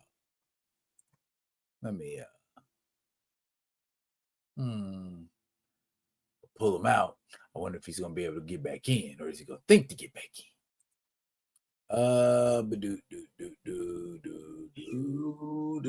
What I was gonna ask him was, I think if we understand how humans adapt on Earth when they move to different regions, if a human is born on a different planet, if a human is born on a different planet, they would adapt to that planet. Might be weaker, stronger than a human born on Earth. Dang. He gonna come back in. Okay. But go ahead, keep going. Yeah, I would think that would just be like, I mean, we watch sci-fi movies. You know, we watch Star Trek, we watched, you know, Star Wars and everything like that enough to know that. There we go. So were you able to keep up with what he was saying? No. Can you repeat the question? My computer literally died, so I just had to run and get that. I was saying to Daryl's question and to your point, if we just look at humans and how we adapt physically on Earth based on whatever region we move to, we relocate to, and everything like that, being science fiction fans, Star Trek, Star Wars, it should just be a natural given that if the human, not to you, but just us as readers, that a human not born on Earth isn't going to be the same as a human born on Earth. There are going to be some physical differences there just based on that human having to adapt where they're at now, whether they're weaker, stronger, possessing an extrasensory ability or something like that. I mean, it's possible. It's funny. I mean, if I was able to get into like the space stars of it all, I think that's something that would be interesting to explore, especially as far as the Teen Force is concerned. Because there are a lot of species out there, and there's a lot of, like you said, there's a lot of planets that sort of encourage their own type of development. So yeah, I mean, you know, I always try to go for Occam's razor just in terms of like simplicity.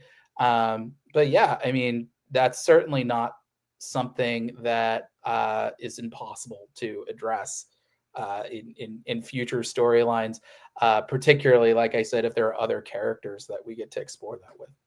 Right. Okay. Well, so you know, he is the outer space Batman. Yeah. Oh, 100%. I mean, like, I think that Space Ghost was 100% on the heels of Adam West's Batman. You know, that was such a monster success that everybody wanted a piece of it. And so they were either licensing out pre-existing superheroes, or if they couldn't do that, they would invent ones of their own. And so that's, you know, I mean, I'm pretty sure with the original designs for Space Ghost, when they were putting all that together, they had, it was, I want to say, a TV guide or one of those magazines, or Parade magazine, or something in that era of Adam West Batman. They were like this. So it was TV guide. It's in the DNA. Space Ghost comes by all that Batman stuff comparisons very honestly.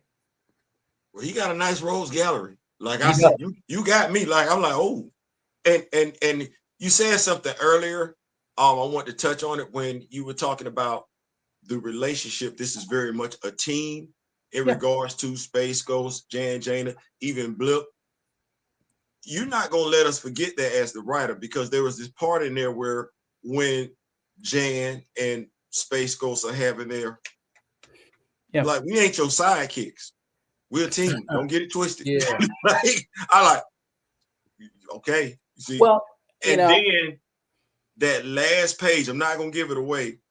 That last page, that splash page of issue 11, you very much get to see how that's gonna play out. That they are in fact a team, and they're not his sidekicks. I'm not gonna spoil it, but I do see it. I think it speaks, again, it's to that family metaphor. I mean, the idea of like a dad arguing with his teenage daughter, that's like so universal. And the idea that, like, parents, they want to keep their kids safe, and so they'll always err on the side of caution and conservatism in that regard. And kids always want to push for independence. They always want to push the limits a little bit. And so that's the core tension of being a parent. And I think having that sequence, I think, was really important. But Like I said, we didn't do that one out of nowhere. That particular argument with Space Ghost and Jan is going to have fairly far-reaching repercussions. So not a one-off. That'll be something. In fact, I will go as far as to say will influence like most of the rest of the run. Well, they done had a couple arguments, so I mean, and they seem to get more and more heated because Jan ain't backing down. I guess ultimately that will probably be an interesting story divergence to explore if that does come to fruition with Jan. You won't see it coming, but you'll get to see how that snowball is starting to form in the annual. I'm excited. You got me looking forward to it. You got me looking for. Like I said, I'm looking at how you got them starting off right now, and where they gonna be at in a few years. Like that's the ride per se. Just to sit back and enjoy the ride. Your writing style reminding us of the way we read comics back in the day. Many story arcs underneath a larger story arc. That watch this. Daryl, it's gonna pay itself off in the annual. Ain't that what we used to read as a kid? Hey, he, yeah, 70s when they had annuals. An annual wasn't just something that sat over here to the side. An annual was like, not only are we going to lock up this storyline, we're going to do it in like 40, 50 pages. Action-packed annual. Let's do it. We let's see. I want to say our annual is 28 story pages.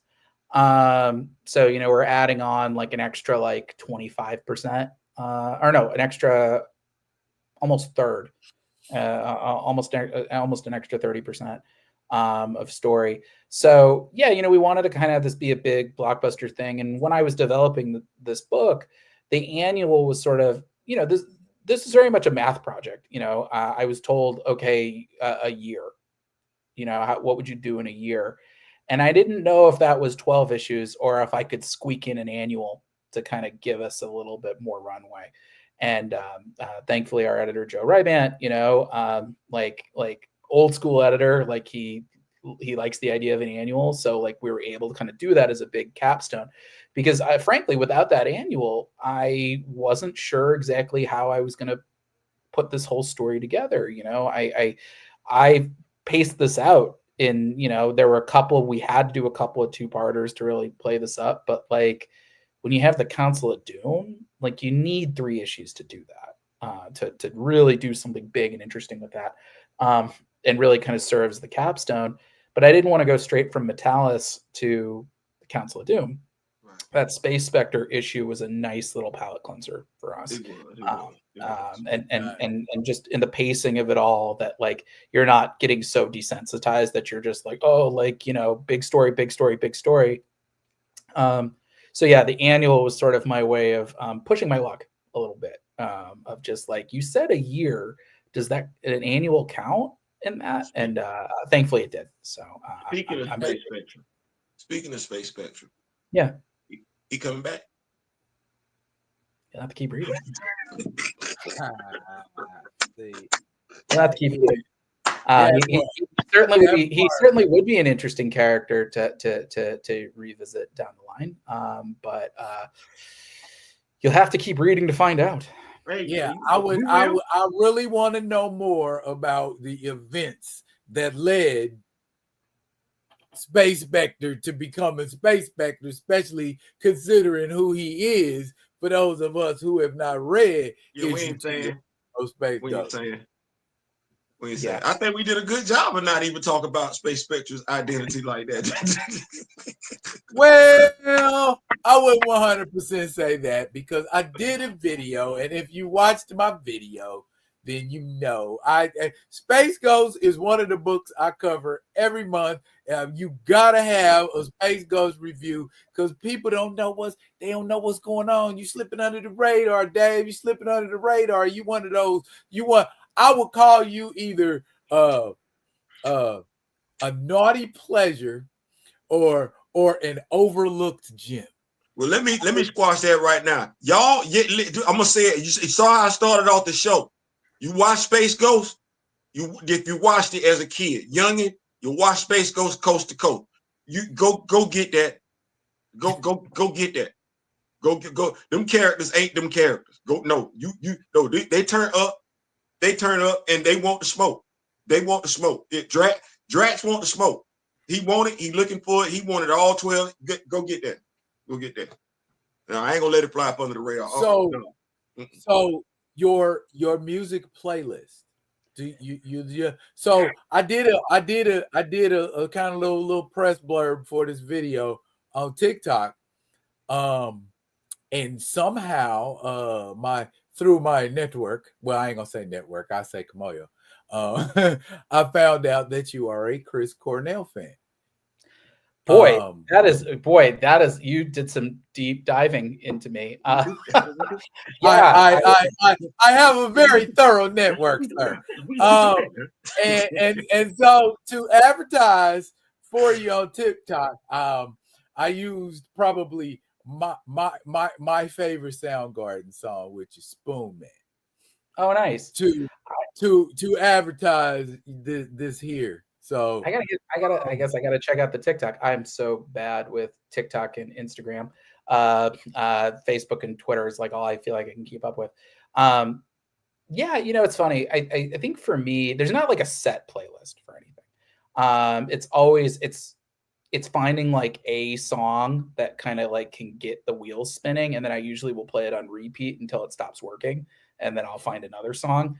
Like let's see, like I was listening to Grandson recently, working on Captain Planet.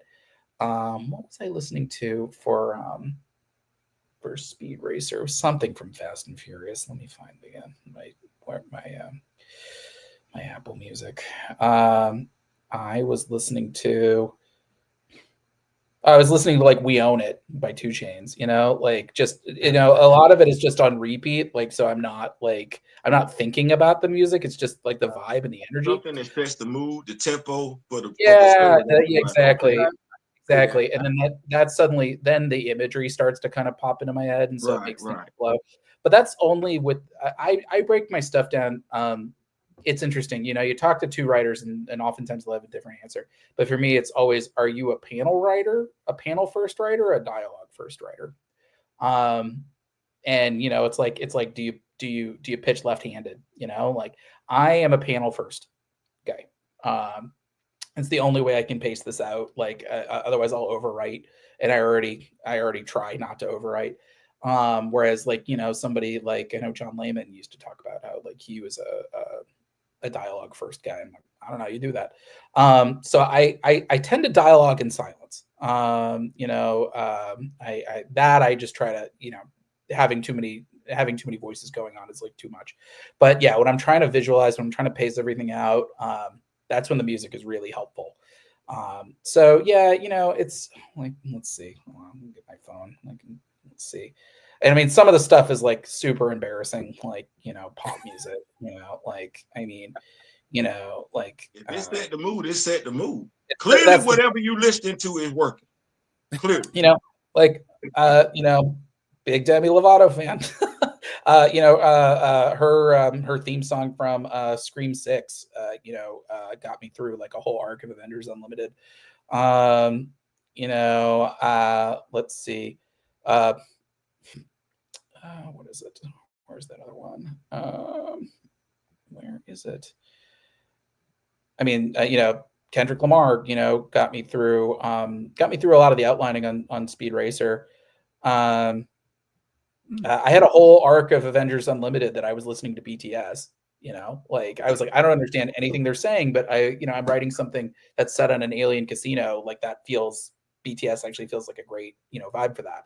Right. So, it's really just like finding stuff. And like, oftentimes, like if I'm just like out and about and I hear like an interesting song, like I'll just whip out my phone and Shazam it, and just be like, oh, okay, like I'll listen to that later. And, So yeah, not anything like particularly deliberate. It's really just kind of like, okay, what song is like helping the spark plug fire in this particular moment, and then I will just listen to it until every last neurotransmitter is wrung out of it, and then I'll move on to something new. I get that. I get that. Okay. Okay. I get that. I get that. I get that. I Is get is, that. is there a, I guess, what's your muse? What what inspires David to write stuff like Space Ghost and Captain Planet? My wife. You know, Good answer. Good answer. I would not have a writing career without my wife. My very first script, I want to say, it was our fifth date, and we were eating. We met in Manhattan. We were eating at a bar called McGee's, which was actually, let me make sure it's called that. But it was the St. Louis Cardinals bar. Yeah, it was McGee's Pub. That's what I thought. No, that's no, that's the no, that's a different thing. Hold on. Sorry, different bar that I always go to when I'm in New York. It was. That's really breaking my heart that I don't remember the name of that bar. I haven't lived in New York in like many years, but Foley's, that was it. I celebrated so many birthdays there. Anyway, my fifth date, we were eating dinner at Foley's, and I told her an idea for a screenplay that I had. And she was so excited by this idea that I was like, oh, I think I have to write this thing now, because like she's really seems happy with it. And so, you know, it took me a few months. I wrote my first screenplay, and it wasn't very. It's actually it probably holds up better than I remember it. But I don't take projects if my wife doesn't like them. She is sort of the North Star. She's my first reader. She reads every script before I turn them in. You know that scene in 300 where he like turns to his wife before he kicks that guy in the pit? Yes. You know, yes. She nods, says, yeah, you can kick that guy in the pit. Yeah. Yes. You know, that's me before I turn in any script. I'm like, you know, like I was like, my wife has to read it, and she has to like, she needs to be able to understand it. You know, she's not a comics fan, but she is a voracious fiction reader. And so I think she's been my North Star in a lot of ways of how do you tell a story that relates on a human level, that you don't need to know all the continuity. And that frankly, she kind of helps steer me away from like leaning super deep into all the continuity and turning it into a comic about a comic, to making it something that's like incomprehensible to a civilian. So yeah, you know, my wife is really instrumental in all these things. You know, I don't write books if she doesn't like them. Thankfully, she seems to like all of them. But yeah, it really helps kind of like it's very much shaped my aesthetic. It's very much shaped the types of stories I want to tell. I don't want to.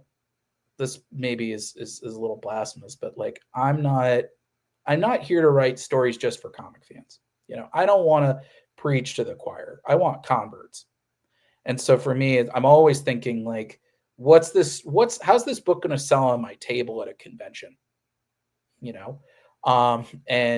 So yeah, I think, yeah, my wife's my muse, in every way possible. I told her when we got married, I said, all the best things I have in my life, they all come back to her. And I think my career, I would not be in this career if I hadn't met her. So anyway, I see somebody asking, what's the next character or property you would like to do next? Boom. There you go. That's courtesy of Gray, by the way. Thank you, Gray. There's a few that are kind of on the bucket list that I would love to do. I mean, I'd love to do Doctor Strange. That's been my bucket list for many, many years. Okay. ForceWorks. I've had a ForceWorks concept like burning a hole in my pocket for a couple of years now. I'd love to do something in the turtle sphere. Love turtles. That's been a bucket list property. I got one for you. What? What could Dara gonna laugh when I ask the question? What could you do with a blue falcon and Dynamite? So I'm gonna give a really disappointing answer, which is I don't know them well enough. Even with Space Ghost, when I took on fixable. That's fixable, Dave. I think for me, I'd have to do the research. I'd have to watch all the episodes to like figure out what the through line is. So like, there aren't a ton of cartoons that I'd want to do that for anymore, but like, because the juice has got to be worth the squeeze at this point. And I don't know if I know Blue Falcon or Dynamite enough. Never say never. It's readily available to view on Tubi for free. Now, I give you the premise. What? Batman meets Scooby-Doo. I mean, listen, Batman with Scooby-Doo as his dog. I mean, that'd be fun. I don't know. I mean, anything DC. I haven't done any work at DC yet, and I would love to do something. I got my start as a DC intern, so I would love to come back home at some point. I've talked with a couple editors over there, and we haven't really like found the right thing yet. But I'd love to do Bond, James Bond. I've got a concept that's sort of burning a hole in my pocket. That I think what Theo was saying, and you can correct me if I'm wrong, Theo. Yeah. He was trying to give you the premise of what. Oh yeah, Blue Falcon. Yeah. Yeah. I just know it would be something like where it would be merging the seriousness of Space Ghost with the comedy of Scooby-Doo. And I'm like, I would love to see what his take on that would be like. Or even cooler, make it edgy.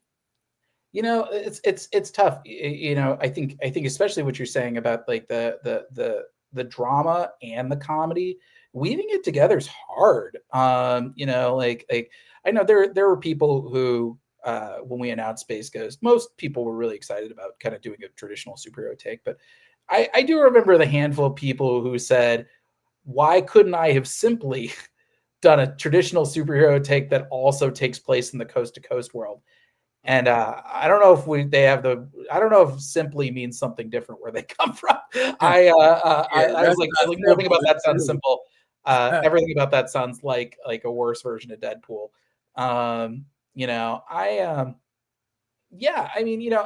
It's funny. I mean, I do love having a sense of humor to characters. I love writing Jace. I loved writing Flash Thompson in Savage Avengers. Cable has kind of a fun sense of humor. Those, I do gravitate towards those characters. It would be kind of fun to like do something that does have a little bit of that that is a little lighter in its feet while still like keeping to the action. I mean, Turtles is something that really lends itself to that a bit. I don't know. But yeah, it's definitely one of those like, I've done a lot of cartoon stuff, and I don't necessarily want to do that exclusively. So it's really just kind of figuring out like, what's the projects that like really speak to me. Captain Planet really spoke to me. Speed Racer, as somebody who loves writing car chases, that really spoke to me. Writing Space Ghost is just like, oh, this is pure uncut superhero action. Like that really spoke to me. So it would be like, you'd have to find, I think, the right thing. Like Voltron could be cool. I'd have to watch some of the more recent cartoons to make sure I wouldn't double up too much. But Power Rangers could be really fun. But yeah, it's figuring out like what's the right thing, because I know I only have so many books in me, and I already know that like my schedule is blessedly full. It's all I can do to kind of stay ahead of it now. So yeah, it's just it's finding the right projects and maybe even sometimes being like choosier or pickier. I don't know. I just to make sure that if I put my name on a project, I only want to give my best work. I will say that like as I've gotten a little more forward in my career, I'm learning more and more that there's a power to saying no. And it's not to big game anybody, or to big time anybody. It's not to put on any sort of air. It's to conserve your bandwidth. It's to conserve your creative flow. And also, just knowing that like you want to make sure that like your batting average is as strong as it can be. That you know, you're only as good as your last book.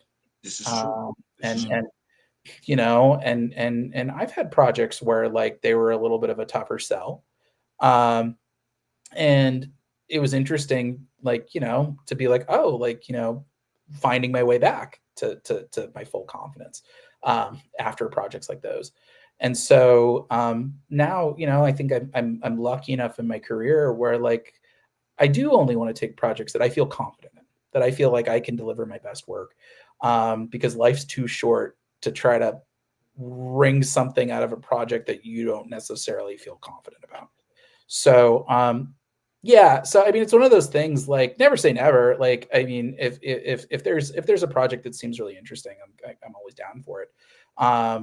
But yeah, I gotta make sure it's not doubling up too much in what I've done. Right, understood. And I will say that's maybe my biggest thing about Blue Falcon and Dynamite is I'd have to figure out a way to do it that would feel different from Space Ghost. Oh well, listen. I'm liking your writing strategy. You, like I said, you doing what you're doing, and I didn't think when Darren said Space Ghost, I'm like, okay, Space Ghost, and you know, Space Ghost coast to coast. I ain't gonna say how I felt about it. I might have been in the minority, but to just so I'm going in with an open mind. I don't know what to expect. I'm not setting my standards any type of way. Just the introduction that I'm getting from the very first pages, I'm like, oh, okay, let me sit up now. All right. Yeah. Thank right, you. that's what we got going on. Okay. That's what I like to hear. I you know, and I will say, like, I came to that book really hungry. I came to that book with something to prove. The book has succeeded beyond kind of my wildest hopes. And I think that's the thing I want to see with as many of these nostalgia properties as possible, is I want to see that kind of hunger. You know, like I was hungry for Captain Planet, and I think you'll see it when you read the first issue. Speed Racer like reads like I was hungry for it, because I was just like 16 issues of car chases. Where else am I going to get to write that? But yeah, you know, I think, you know, you see it like Declan Shalvey with Thundercats and Terminator, or Ed Brisson with Silverhawks and Thundercats Lost, which is coming out this week, or believe, or it already came out this week, or it's next week. You know, Danny Warren Johnson, of course, is like the trendsetter for all of us, the tip of the spear with Transformers. Jason Aaron is amazing run on Turtles. So yeah, you know, I think I think it's finding like the people who are really hungry, you know, for a particular thing. I mean, Tom Zgnowski on Herculoids, like that's a book that he, as far as I recall, I think he like demanded. You know, I got him.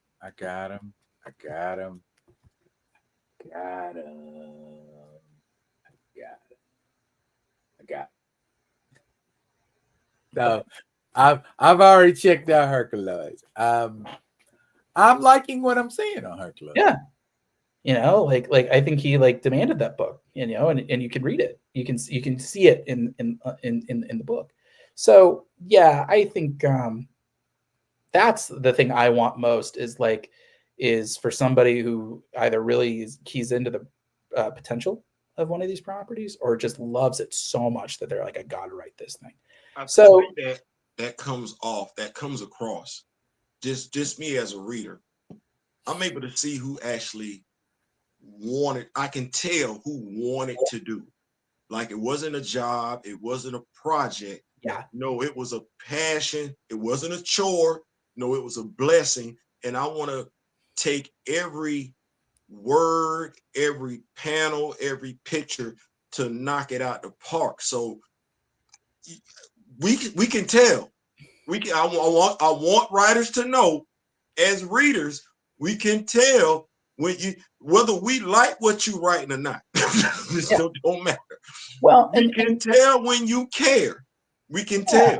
So yeah, like I think it's a lesson that we all can stand to remember, and it's easy to forget. It's easy to forget when, you know, you're like, oh, hey, like I need a job. And like if you need a job and the job's being offered, like even if, you know, you try to find the thing that you like about it. But I do think that like it's something that we need to be reminded about is like, man, life's too short. Like you know, life's too short to write books you don't like. And I've burned my hand on that stove a couple of times. And I've learned the hard way that like, oh, that was a lot more work. That was a lot more work. You know, a lot more energy and a lot more heartache than you need for this is supposed to be fun. This is writing comics. So yeah, I think, you know, that's my advice for creators in general is when you can be selective. You know, that, and I know that's easier said than done because sometimes, you know, like, you know, I was really lucky. My first Marvel assignment was something I really loved. I loved writing Savage Avengers. But if I had been offered something I didn't love, it is a Marvel assignment, I think I would have felt a lot of pressure to take it. So, yeah, you know, I think you just kind of do what you can. And I feel like I'm very fortunate right now that I'm in a position where like I can start to think like this. You know, and just trying to kind of make sure that like whatever has my name on it, whatever I'm delivering to you guys, it's me being able to put my best possible foot forward. You doing that. You doing that. Yeah. You know what was going through my head as you were talking? Yeah. And this is going to be very, very weird to you. SWAT cats. You're not the first person to mention SWAT cats to me. I don't, you know, I don't know SWAT cats very well. I think I missed it. Real easy way to catch up on that. Like I've watched the theme song. And you know what I think is the most interesting premise about that? There are no humanoid beings. Everybody's a cat. So you're basically just drawing cats all day, but they're anthropomorphic cats. I'm reading the Wikipedia for it right now, and like the first thing I think about is like somebody doing like a Judge Dredd version of SWAT cats. I don't know. I don't know that property. Like so I can't speak authoritatively.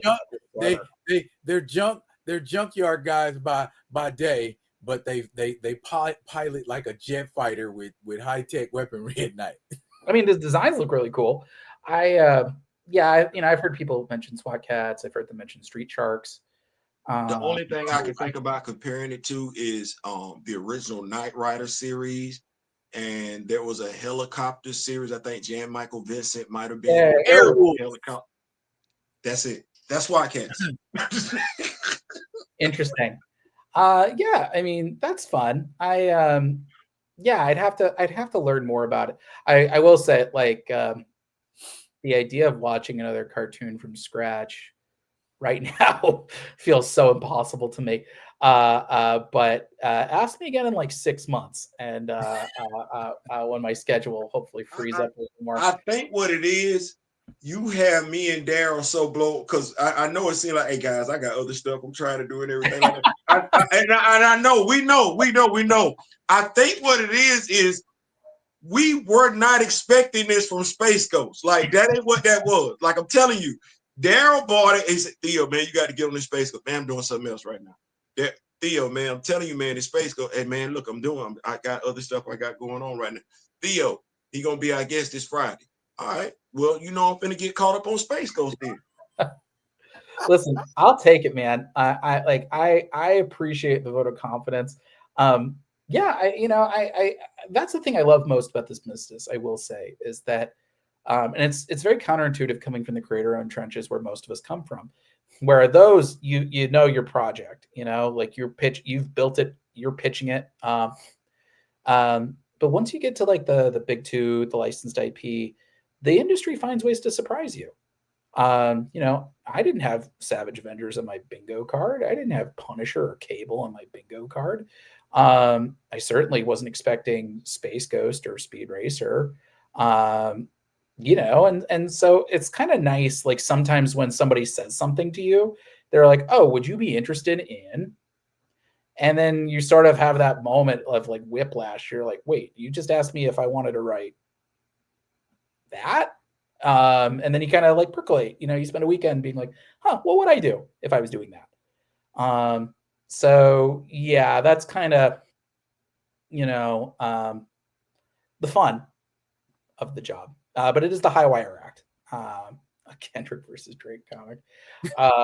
That's funny.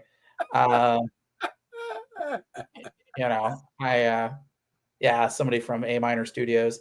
That'd be fun. I'd buy it.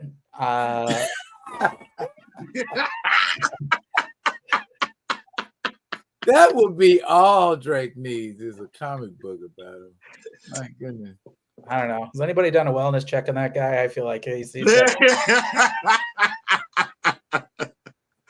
constantly. She's like, "What do you think is worse, the Super Bowl or the Grammys?" And I was like, "I don't know. It all sounds pretty bad." In the history of rap beefs, never ever. That was the first. We ain't just gonna battle. I'm gonna end your career. Oh goodness! Why did it have to be like that? I'm like, you just everything that man represented to. I don't want to keep us off topic. My 23-year-old, knock on wood, soon to be 24-year-old, April 15th this year. She used to be a Drake fan. And her statement is now, she said, "Dad, he's ended his career." Like, Dad, he's like, he can't rap no more because nobody's going to take him seriously. I said, "Well, Crystal, can he be an actor?" She's like, "What role? He can't be no tough guy." Yeah. Said, yeah. They'll always think of him from Degrassi. So. They see? In that wheelchair. I've never witnessed. I thought what he did to Meek was bad. I thought what he did to Meek was bad. Back to back, I'm coming. So I'm like, okay, well, I got no Vaseline.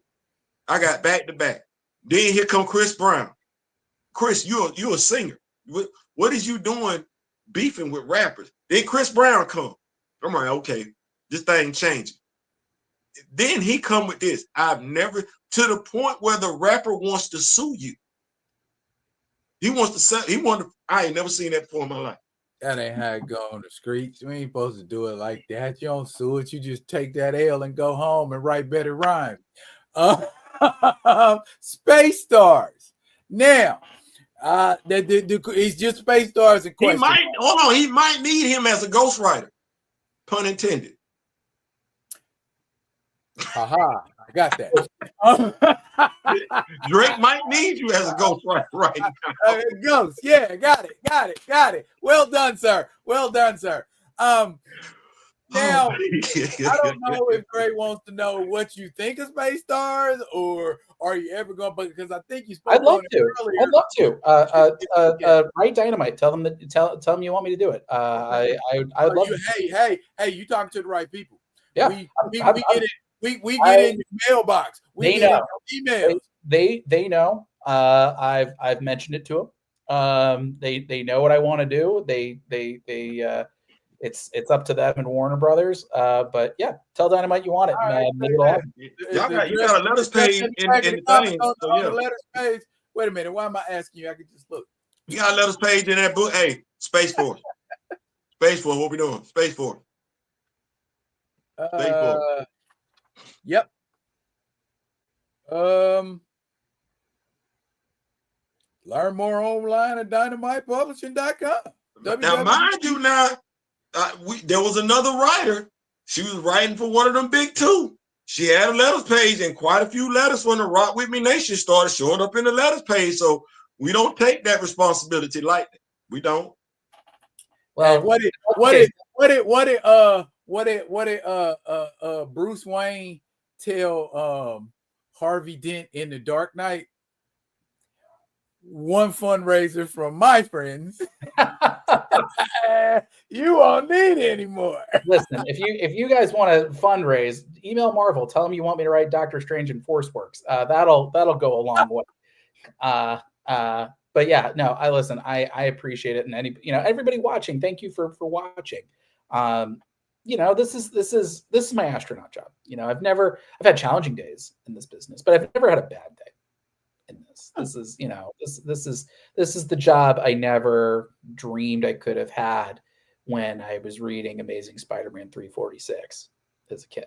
You know, I feel like the simulation is glitching in a lot of ways. That like I'm here, you know, and so I try not to take it for granted. And so yeah, I'm grateful. I'm grateful to all the readers, all the fans, all the podcasters, you know, all the retailers and editors and everybody. It takes a village to succeed in this business, and so Indeed, it does. I'm always grateful for it. And that's the one I yeah. thought it was too. Spider-Man 346. That's the one with Venom, and you can see through Venom's eyes. Okay, all right. My first comic. It's my first ever comic. I started with the best. Okay. That's Larson? Yeah, Larson and Michelini. It was right before The Island. It's the issue right before that. Okay. Spidey and Venom fighting all around New York City. Okay. That's nice. I remember I have that book somewhere. It's great. It's great. I know that was that same. I like his version of Sinister Six. Yeah. Oh yeah. They were pretty good. He did a mix of the old and the new, so that's pretty cool. That's pretty cool. Well, Dave, let us just say this has been more than a treat. This has been more than a privilege. This has been actually everything I hoped it would be. My heart is full. Thank you, sir. Thank you so very much for coming here today, and hopefully, God willing, we can have you back and you can tell us about some more cool ass projects. We got to have him back. Talk about Speed Racer. We got to talk about. Oh yeah, when we get a couple issues in on Speed Racer, because Speed Racer is my jam, man. If you making a Speed Racer comic, you had me at Speed Racer. Well, yes, that'll be coming out end of July. So be sure to call your local comic shop and have them pre-order it. Absolutely. Sure. Done data. Is there anything else that you would like to let the Rock With Me Nation know about? Yeah, well, you can tell your local comic shop to pre-order the following books: Space Ghost, Captain Planet, Cable 11 Chrome, Speed Racer, and 10-Ton Titan Terrier. I know it's a lot, but it keeps my puppy fed and kibble. But yes, every pre-order counts. So please, that's what makes or breaks books like ours. So please tell your local comic shop you want it. And then when you do order it, make sure you pick it up so you're not leaving your comic shop in the lurch. But no, I think beyond that, you can follow me Twitter, Instagram, Blue Sky, Pepose D. It's just my last name, first initial. But no, thank you fellas so much for having me. No, thank you. It was an honor having you here. This was a blast, man. I mean, that's right up my alley. That's every cartoon I grew up watching. You know what I'm saying? It's just a treat. I'm tinning it. You know, you know what I'm saying? So I really, really, really enjoyed this, man. So Theo, do you have any projects that you would like to mention? Oh man, I got what you got on your video docket. I got to get everybody back up with the Protectors of Wakanda. I got to get that back up and everything like that. So I'm gonna be dropping an episode tomorrow. Make sure you got your notifications on, and an episode on Sunday. And I got to get us with Black Lightning issue number 5. I got to get that. And we did have him in the house. I have not done the comic book review. We did have Mr. Mario Ayodele in the house. Storm issue 5. Not issue 5. 6. We bringing that your way between Saturday and Sunday. We gonna make it do what it's gonna do. So y'all make sure y'all got y'all notifications on. You know, if it ain't a lie, then I ain't a lie. So I'm gonna do a lie. I will probably be actually attempting to cover the first 2 issues of Defiant, the story of Robert Smalls. For those of you that don't know who Robert Smalls is, tune into the video. It'll be edutainment for sure. Again, I want to thank the Rock With Me Nation. I want to thank my host, Mr. David Pepose. Thank you for coming out. That is it for now, y'all. But fret not, I will be coming on at you with more guests, more material. Until then, y'all be good. Be good to each other.